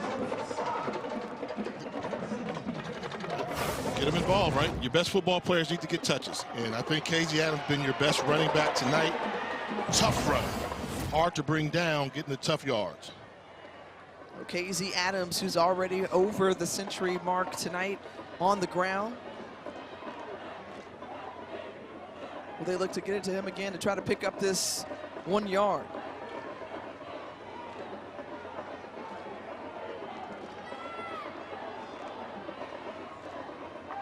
Atkins instead on the pass play to Cyrus Ellison. 1st time he's been targeted. It's incomplete. Now 3rd and 1 on the way. Against a team that's really good at stopping the run, you really wish you could have picked it up on second down. Key, North Carolina Central is going to crowd the box. But which one of their cornerbacks do they put on an island? Because we know South Carolina State not afraid to go over the top if you give them that type of look. Adams able to find a little crease and moves the chains. And something for, you know, the historians of HBCU football, they're probably cringing when I say tough for South Carolina State to get 1 yard rushing on the ground. I mean, this is the school that brought you great runners like Hicks, Sean Baker, the touchdown maker. I mean, they've always had running backs at South Carolina State. But with the evolution of college football, even Marvin Marshall was a quarterback who was a great runner. For them to struggle to pick up a yard has to be tough for Bulldog faithful. Andrew Braxton coming on, giving chase to Billy Atkins and tracking him down. Loss of 1 on the play. Watch him disrupt the quarterback. Great blitz pickup by Casey Adams, but I don't think Atkins trusted him that he was going to get the free release rusher and try to run from the pocket, but great speed in tracking down the quarterback by Braxton. 5th sack of the night for the Eagles defense. Rolling Atkins looking, just throws it high and out of bounds. There is no foul for intentional grounding. Quarterback was outside the pocket, got the ball to the line of scrimmage. 3rd down. And give credit to Trey Oliver and the job that he's doing, not only as head coach, but having to be the acting defensive coordinator for the 2nd week in a row. There is 35 seconds. 35 seconds are on the game clock. The game clock will be kept on the field. So the scoreboard and the game clock went down temporarily. It is now back up, and here the officials say 35 seconds. That's never a good sign if you're the visiting team and the home team scoreboard starts acting up and they've got the lead. I got some battle scars from Tallahassee back in the day. Is that why you hate on the Ravens so much? All right, that's another conversation here on 3rd and 11.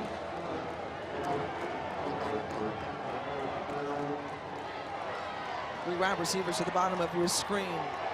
With the number 5, Jordan Smith on that crossing route coming across. Tackles the key, and they didn't make it. Well, Jordan Smith, who is the MEAC leader in yards coming into tonight's game, picks up a dozen and a 1st down. On the crossing route, if they make the tackle, it would have been interesting because I'm pretty sure that South Carolina State would have gone for it anyway. But great effort to extend his body and stretch by Jordan Smith. And don't you like what the coach has said about him? He waited his turn. He sat behind some really good guys and could have left, but graduated, stayed here with this program, and this year is his time to shine. An explosive playmaker. And that is going to be the final play of the 3rd quarter. It's a 1-score ball game. Chinnis Berry trying to motivate and encourage his team. 15 minutes of action remaining in the 4th quarter and regulation in this MEAC big-time matchup between Central and South Carolina State.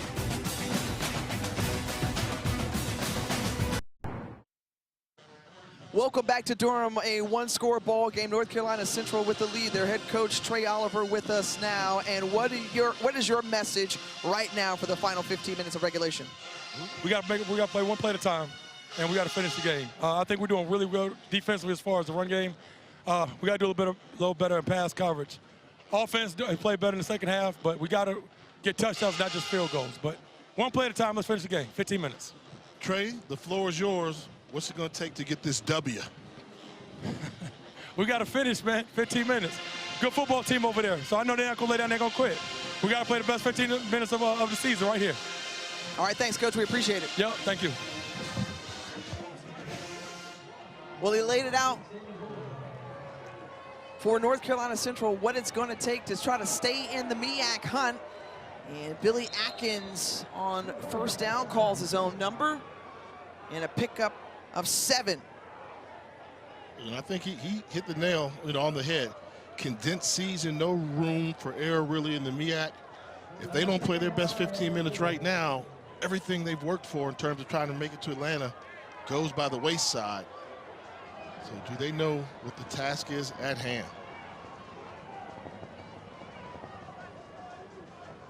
Here on second down, we've seen things shift around for the attack on the ground for South Carolina State. Now they're trying to go aerial, and that one nearly intercepted. Jordan Smith, the intended target. Eric Adams almost had his second pick of the game, and a penalty marker out around the 8-yard line.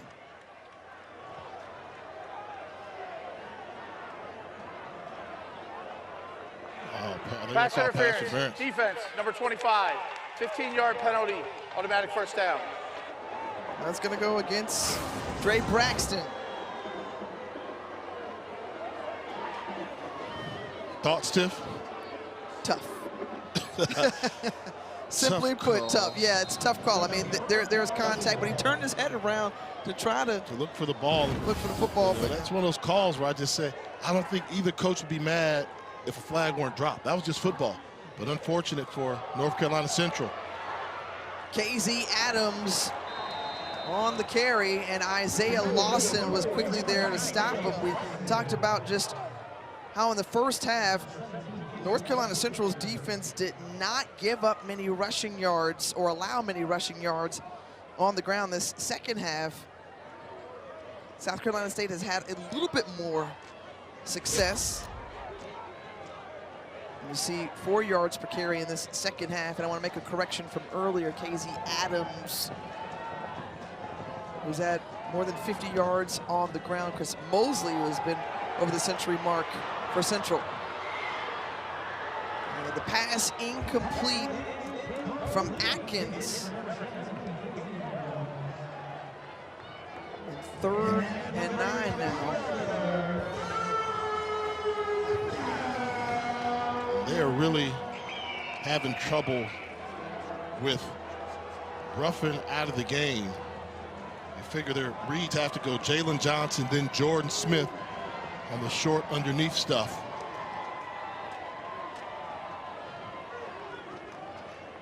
And KZ Adams, who grabbed his hamstring, went to the sideline. So Josh Shaw now in the backfield. Going to try to get something going. Jordan Smith is it. He says, I am him. 24-yard strike. And Billy Atkins, the 4th, says, South Carolina State, not done. Right here. Trips formation. They had the numbers they wanted and allowed Jordan Smith to just run down the seam. He just absolutely rips this throw. Poor secondary coverage.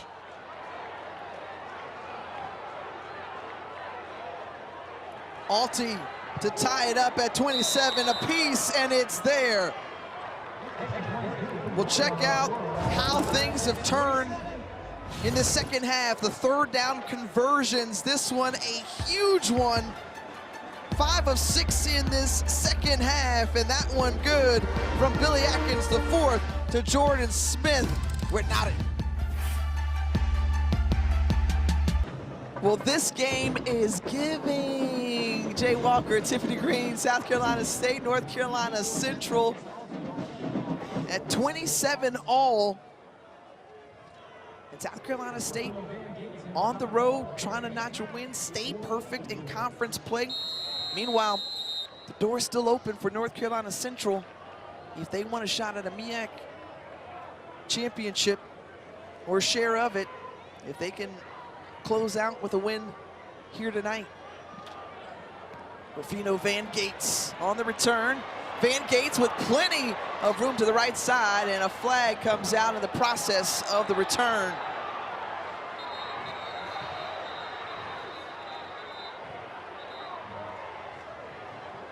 And we've seen this so often on returns, a number of penalty markers which have been held at bay for the most part tonight.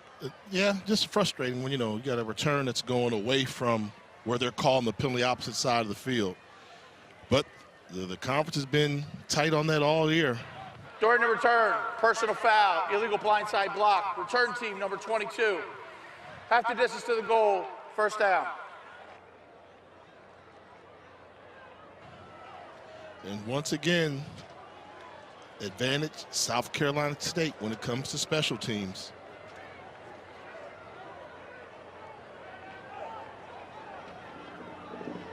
Zion Dobson, number 22 in black, and these all black unis debuted here tonight for this big game. And Chris Mosley, who has been great on the ground, coming out of the backfield, and the pass completion made. Malik Hart brings him down, no gain on the play. Well, it's a chilly 50-some-odd degrees outside, but let's say it was hot on the campus of North Carolina Central University. They're the first HBCU in the country to launch its own artificial intelligence institute, and the main goal of the Institute for Artificial Intelligence and Emerging Research is to advance the development of responsible AI and opening the door for students to benefit their communities in that fast-growing technology field. $1 million grant from Google.org. I was going to say. There's a miscommunication there with Chris Mosley, who was the closest in the area. But he didn't even see the ball. Walker Harris let go of this ball early. The running back didn't locate the ball. That's not a catchable ball. They're on different wavelengths. Pass interference, defense number 3. Ball be placed at the spot of the foul, automatic first down. I can't agree with that. I can't. Walker Harris is getting rid of the ball. The receiver's not even looking for the football. He's trying to clear out. You'll see they're trying to sneak Mosey out. Ball's gone. There's no contact. He doesn't even see the ball. It's not located there. You have to say, as an official, no. There's no way he's going to get the ball because he didn't know the ball was coming to him. If it's a hold, okay, but the ball was out of bounds by 3 yards. When the official looked up and saw pass interference, that's just a bad call. Not a tough break. That's a bad call, too. In a championship game, you can't have that. Well, 3 of the 4 penalties tonight for South Carolina State have been PIs. Yeah, you know, and it balances out because I thought that was a tough call that North Carolina Central got, which allowed South Carolina State to keep the drive going, which they ended up scoring on. But, you know, we just say, get it right. If you're not 100% certain, you can call a penalty every play. But you got to be 100% certain that it's having an impact, and that's a head scratcher. Harris trailing back, and then Makai Wall with the reception. Gain of about 5 on the play. Clock runs as he stays in bounds. Levine on the tackle. It's going to bring up 3rd and 4. Great job of coming off the deep receiver, hitting the underneath route, and that talks about how Walker Harris knows how to go through his progressions. They just talked about how the game has slowed down for him this season. He came in as the MEAC leading passer.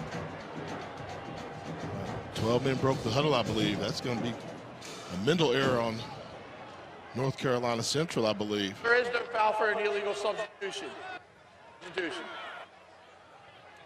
We've seen a number of flags thrown and then picked up. There was one example right there. So on 3rd and 4.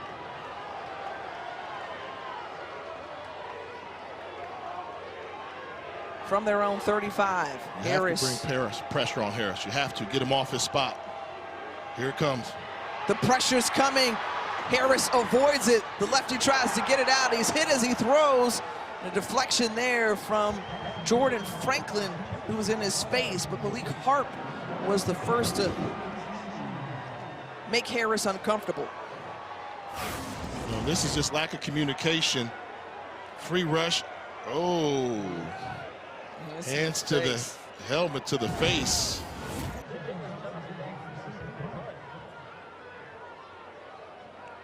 I hate to say it, but I'm glad that penalty didn't really have an impact, because I thought North Carolina Central was given a free first down when they didn't deserve it. Big punt there from NCCU. It's South Carolina State with the ball when we come back.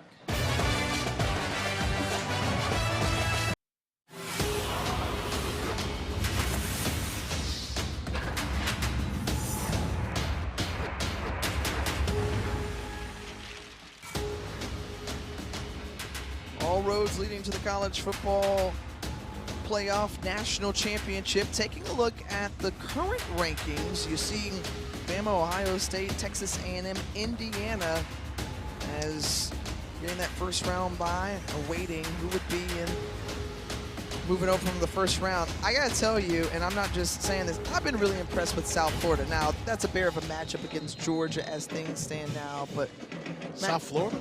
South Florida. Yeah, Matt Golish has done a terrific job, and we saw them in the Hawaii Bowl last year, right? How much you like on South Florida? No, I'm just saying, it's you talked about some of the main state teams. It's refreshing, too, to see other teams, as that's a big carry up the middle from Josh Shaw, who remains on his feet, keeps his balance, crossed the 50-40, and brought down by Max Urin. Boy, the difference we have seen in the ground game for South Carolina State. They had just 5 yards rushing in the first half. And you tack on that big run there from Shaw. Now they've got 84 total yards in this second half. They brought Shaw in. He's a downhill runner. They said one-cut runner with plenty of speed. He made one cut and hits the acceleration, and he's becoming a force and having an impact in his brief appearance in this game. Remember, he came in for KZ Adams, who appeared to come up limping after that last drive. It was a 13-play drive down the field for South Carolina State, and ended in a score.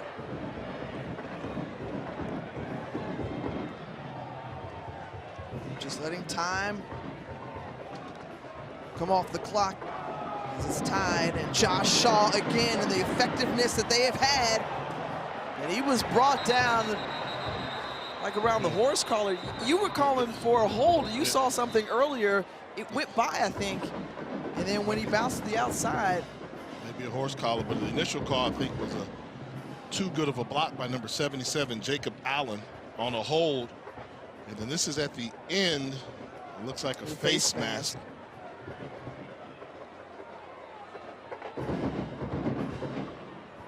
Absolutely, that's the face mask. I think it'll be offset by the hold by Jacob Allen. Fouls by both teams on the play. Holding, offense, number 77. Personal foul, face mask. Defense, number 15. Those penalties will offset. We'll replay second down. They meant number 20, that's Eric Adams with the face mask. And then, as you mentioned, Allen up front. Came up with a new term. You like what I said? A little bit too good of a block by Jacob Allen. Yes, that was, translation, a hold. That was well done, Jay. But watch that matchup. Allen, the backup right tackle in the game right now, going against Thomas Johnson, number 10, the Mr. Everything for North Carolina Central defensively. So critical here because North Carolina Central spends their second time out of the half, and Trey Oliver wants to talk it over with his group.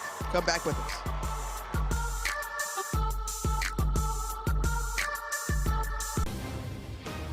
Here's our Week 11 Monday Night Football matchup. Dak Prescott, CeeDee Lamb, and the Cowboys take on Geno Smith, Ashton Jeanty, and the Raiders, 8 Eastern on ABC, ESPN Deportes, and the all-new ESPN app with Peyton and Eli on ESPN2. Of course, the coverage kicks off with NFL Live at 3 Eastern from Las Vegas, and taking a look at Max Crosby and all that he does up front for that Raiders D-line, the Raiders. We better identify where he is. Dak Prescott, every time he drop back, an impact player like Crosby, that's like the new norm now. They pay these pressure guys, pass rusher guys. If you're going to pay the quarterback all that money, well, you better pay a disruptor likewise, and that's why Crosby's so effective and well regarded. What a fantastic game this has been, as Johnny Jones with the reception. Jones from Pahokee, the Muck, down south. As a Florida girl, I had to correct myself, so I'm going to do that right now because I said something different earlier. Wrong part of the state. The Muck. Okay. South Florida. Boom. Okay. I just had to get that in. You know, you just keep a running clock and list in the head. 9 minutes to go in this game. Tied at 27 all. On the carry, Josh Shaw, who has been a nice boost as Max Urin slams him down. Shaw has been a really nice addition ever since KZ Adams went down. South Carolina State, we've talked about the success they've had on the ground in the second half. They're over 100 yards in this game. Go ahead, give your partner credit. What did I say at halftime? You said they had to have 50 yards or more. They wanted an opportunity to win this game, and they've established that running identity here. And they have an opportunity to take the lead in this game right now on this drive. Atkins has his man who tries to turn around and shift, and Jordan Smith couldn't get his body in position to get to it. 3rd and 4. And this is what's so tough. If you can get to the secondary of North Carolina Central, you can get them. I mean, this is too open. I mean, at the soft spot, that's too open. Eric Adams has played a good game. He's got a pick 6, but you can't have guys running that open down in the red zone. So what do you do if you're calling the defense for North Carolina Central? You're forced to try to say we're either going to hit the quarterback or he's going to pick us apart. Big 3rd down here. Atkins has it. Caught, made. The hands of Jalen Johnson to hold on to it. 15-yard pickup. Another look here. Oh, you see Thomas Johnson almost gets to the quarterback, and then the break on the ball by the defensive back. I believe that was Estes getting there just a step late. Good coverage, but a better throw and catch. 1st and goal from the 1-yard line.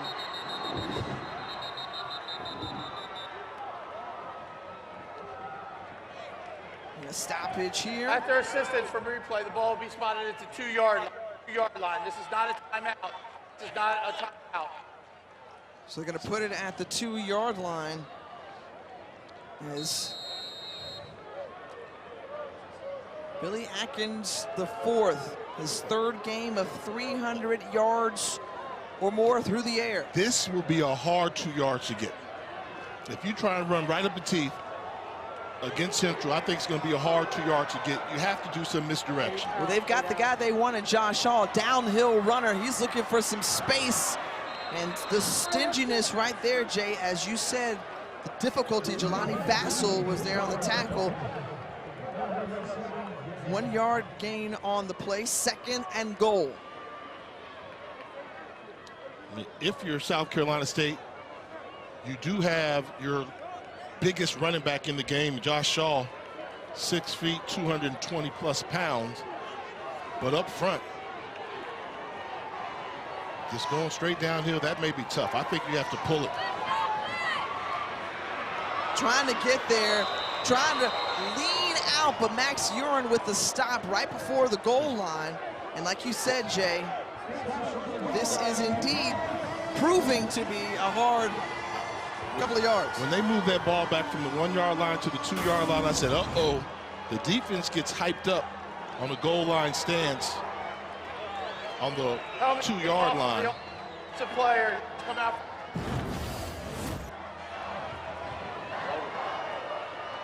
And we'll see what Jonathan Williams, the offensive coordinator for South Carolina State, has in mind. Run the quarterback. I think you pull it, you don't run outside the pocket, but you just pull it and have him follow the running back. Got it. You called it, Jay. Oh, the tackle made just before the goal line. It's going to bring up 4th and goal. Short. Jakari Martin, the 2nd. He celebrated a little bit too soon. With a huge stop.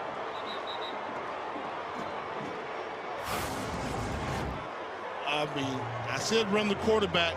He should have got downhill. Watch the celebration.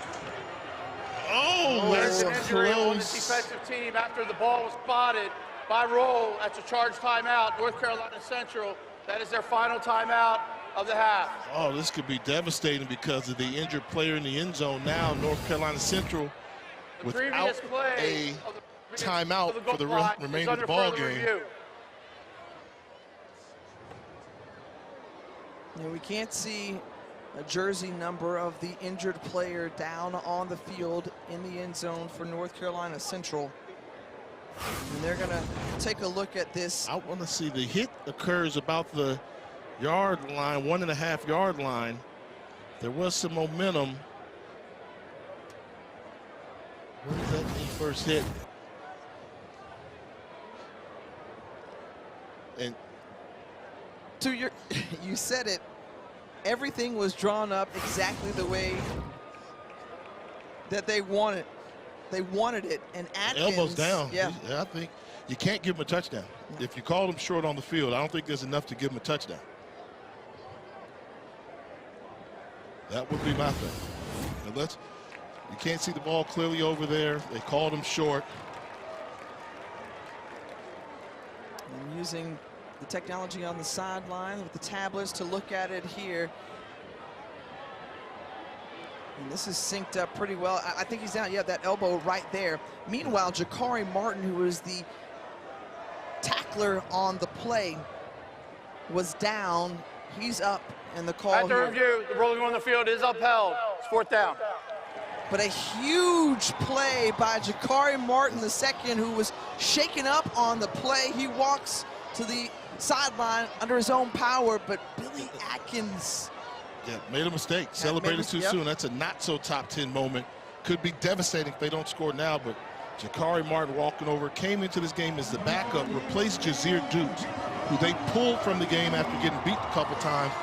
Now if you're Jazir Dukes, you get in the game, you're number 48, you get an opportunity to make up for yourself. But I don't know, see, the pull, I said run the quarterback. I think you run him, but you run him downhill. Don't try to get him outside. Let number 32, Josh Shaw, serve as a lead blocker.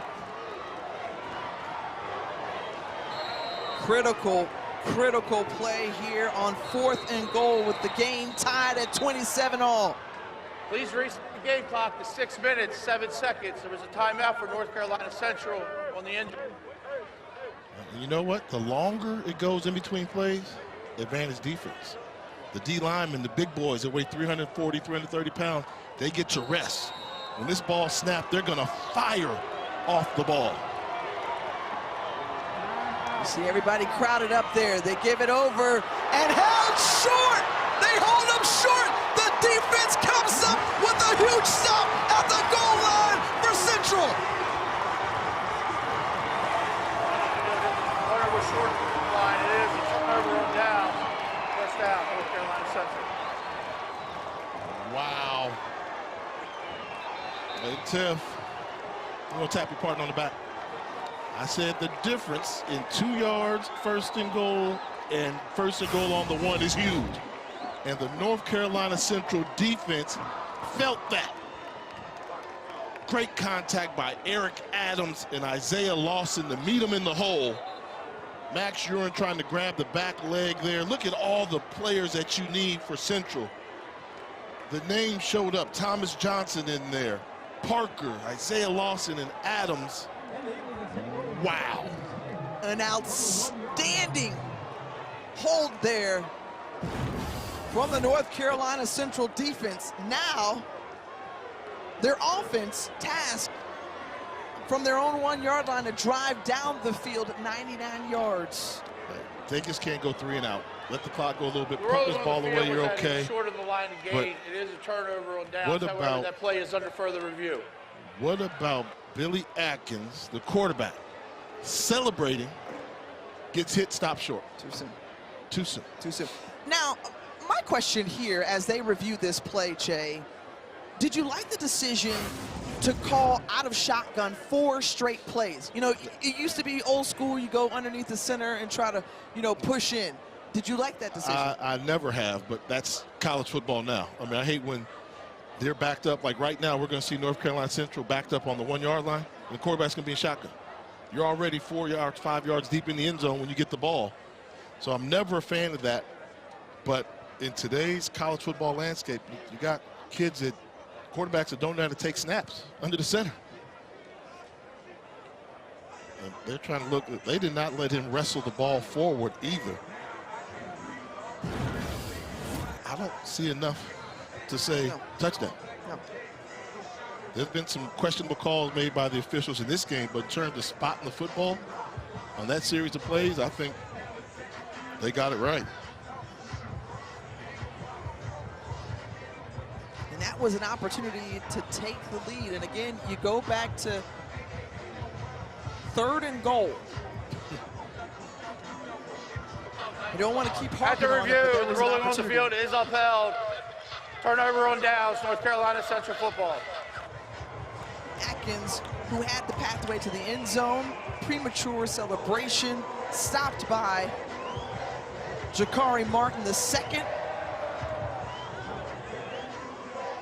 And this is fired up North Carolina Central, trying to protect home field, trying to stay in the fight for a MEAC championship. I mean, I think you throw it. I mean, they're crowding the box. They're trying to go for the safety. You're 5 yards deep in your end zone. well, they're going for it on the outside. A lot of contact there. And Chauncey Spikes wanted a penalty marker. Washington was on the coverage. That's been the prime time matchup. They haven't gone to Spikes much because of Washington. Oh, Jared Washington gets caught in no man's land. If Spike stops to come back, I think they call it. But Jared Washington in prime position. Fortunately, he didn't get called for that one. On 2nd down, Chris Mosley giving the Eagles a little bit of breathing room. And if you're just tuning in, folks, remember North Carolina Central had a 98-yard scoring drive back in the 2nd quarter. And if they can keep this drive alive and build off of the momentum that their defense gave them after the turnover on downs, it would be huge. 3rd and 6. Drop back in the end zone. You cannot afford to hold on to the ball too long because you'll be in jeopardy of safety. That's a flag. No penalty marker comes out as Makai Wall is asking for it. They're going to say uncatchable perhaps, but that was close, Jay. That was a flag. Seeing it in real time, that's a pass interference. Now, if they're saying the ball's not catchable, he's over him. Oh, so yeah, right. Got me. That's not a flag. That was a flop. That was a flop. Had me sound like a washing machine here, being wishy-washy, but as long as they get it right. Bowman on the punt after the 3-and-out. 3 straight punts from the Eagles, and a fair catch there as we send it over to the studio with our man, Kevin Connors. What's going on?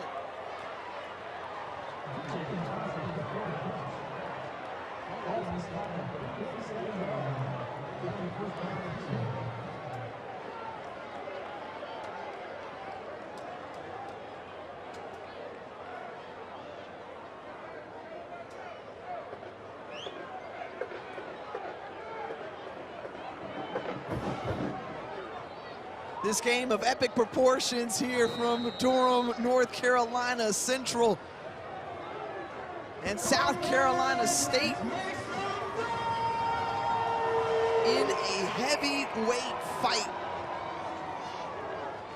Tied at 27-all with just over 5 minutes to go.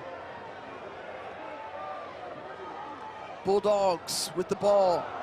There's Josh Shaw again. Josh Shaw, who's wrapped up and brought down Eric Adams, who has just been so active on the defense tonight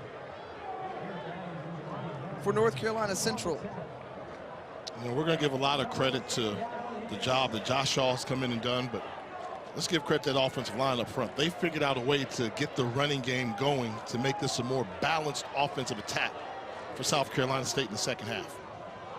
He's helped Josh Shaw with 7 carries for 59 yards in the second half. And Shaw, nowhere to go. Parker was there, along with Smith, a loss of 4. Anytime your nose tackle gets involved in the backfield, you know he won his one-on-one matchup. And big number 0, Christian Smith, huge tackle for loss to force 3rd and long. Crossing routes have been effective for South Carolina State in their passing game tonight. Jordan Smith and Jalen Johnson have been targeted the most and have the most catches tonight, as Billy Atkins, the 4th, flushed out. Gonna run for the first down.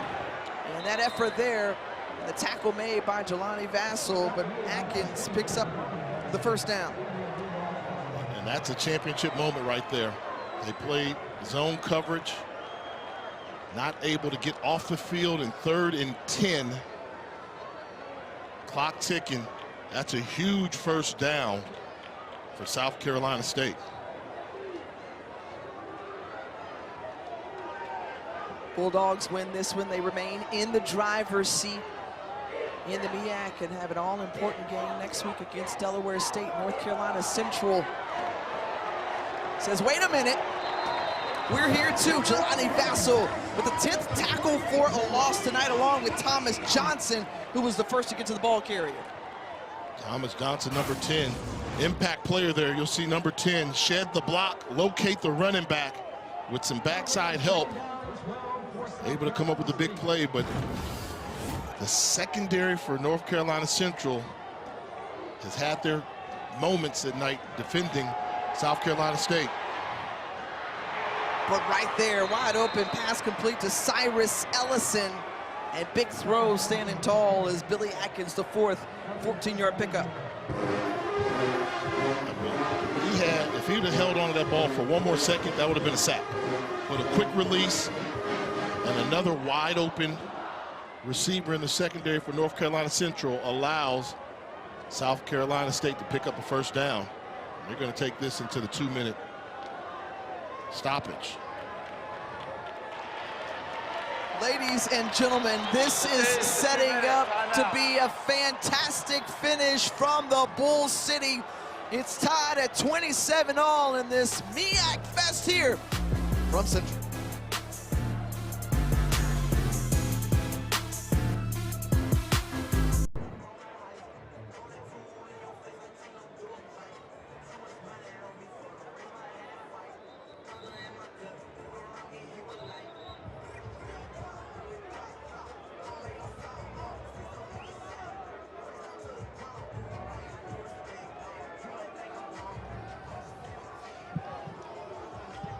Buckle up for the final 2 minutes. Jay Walker, Tiffany Green back here with you. How do we get here, folks? Well, South Carolina State, who controlled the tempo and tone of this game early, was up 17-3. And then North Carolina Central came right back in the second quarter. It was, or second half rather, it was such an interesting back and forth affair. Here's Josh Shaw on the carry. And Josh Shaw breaking away. He's got one man to beat. Shaw's into the end zone.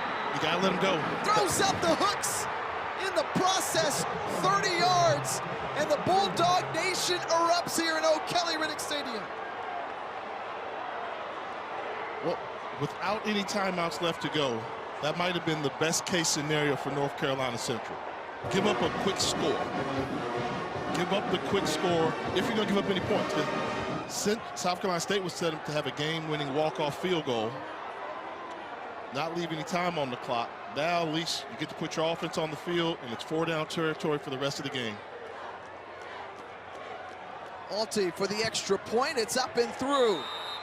Josh Shaw, who has been the difference maker, 10 plays, 83 yards tonight, all in this quarter.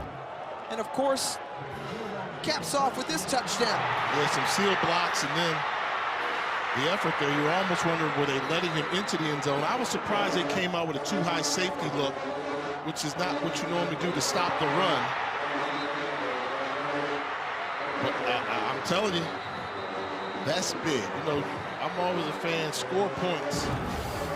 never turn down points, but in this case situation, imagine if he goes down on the 3-yard line. They've got no timeouts. So now you're giving a potent offense that averages 34 points a game. How many points do they have now? 27. If they get to their number, they got a chance at winning and possibly go for 2. Oh, what an ending. This is the game we thought it would be, yes. Miss Green. Yes, indeed. And what did Chinnisberry say before? One of his acronyms, his Berryisms, hold the rope, right?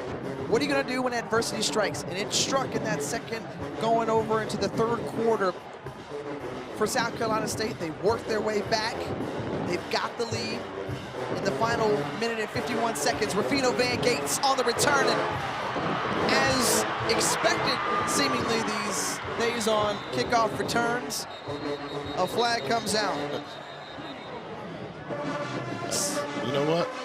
You hear that song playing?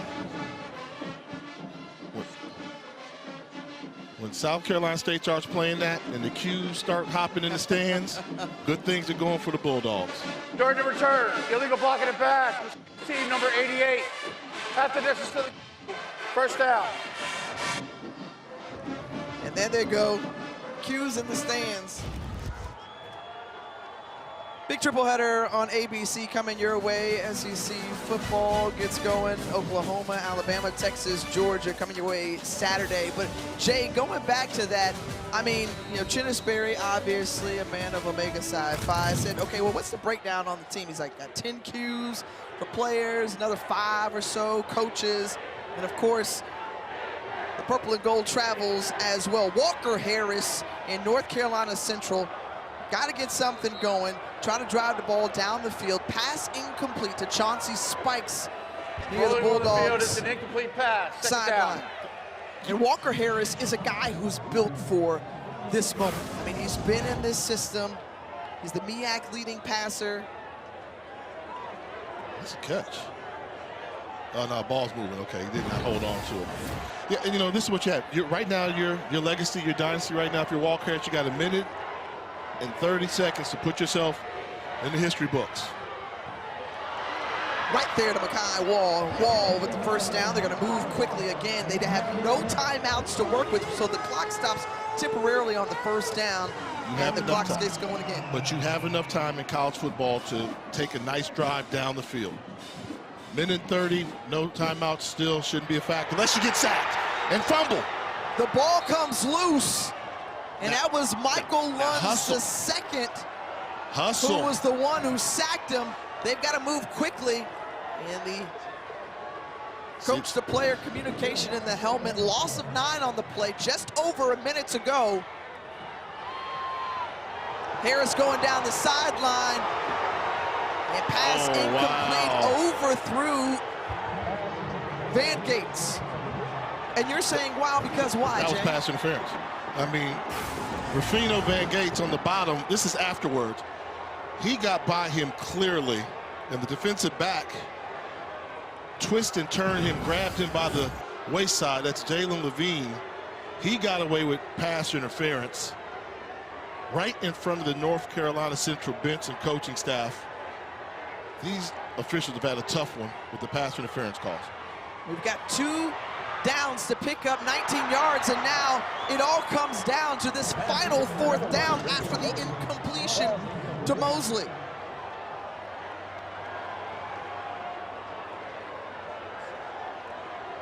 Money down time for South Carolina State. No penalties in this situation. Walker Harris, you have to find a matchup and give one of your receivers an opportunity to make a play. It all comes down to this for North Carolina Central. If they want a shot at a MEAC championship, and somehow coming up with an incredible grab is Chauncey Spikes. Get up to the ball and spike it. Now you're behind in terms of time it takes. We'll talk about the great catch after you spike the ball. Taking too long, get the ball snapped. Oh, they didn't snap it. Again, Okay. complete to Makai Wall this time. I'm not sure still how Chauncey Spikes caught that in traffic. But again, got to move quickly, 34 seconds. Are they going to spike it here? No, they let time continue to tick. Because they're getting the ball snapped within 3 or 4 seconds, so I could go with that. A lot of time, Walker Harris, and the pass incomplete. But with their season on the line on 4th down, big play, Chauncey Spikes. And holds on to it, secures the football. That's why you like those guys when they talk about a huge catch radius. Well, Chauncey Spikes said, if that ball's anywhere near me, I'm going to get my hands on it. Big catch to keep hope alive for the Eagles. Huge reception there. Now 2nd and 10. They've got 23 seconds to work with. Again, folks, no timeouts. Walker Harris can't afford a sack and throws it out of bounds, nearly interception. But that was Michael Lund's the second who was bringing that pressure again. And they're struggling right now because Lund, who leads South Carolina State in sacks with 8.5 coming to this game, is going against backup right tackle Taryn Williams, number 70. And Williams is absolutely struggling in that matchup. Williams is a big tackle, 6'7", 330, going against Loons, number 11. That matchup you see right there on the 50-yard line, they have to get Williams some help in pass protection. Move the line. They must get into the end zone. Harris, and it's incomplete. Van Gates couldn't come up with it. Low throw again, Lunds. Again, with the pressure going against Taryn Williams. Not able to get the sack, but able to get the pressure to force Walker Harris to get rid of the football sooner. And that's the matchup I'm going to watch. When this ball snapped right now, watch number 11. Number 11, hands on his waist, going against the right tackle.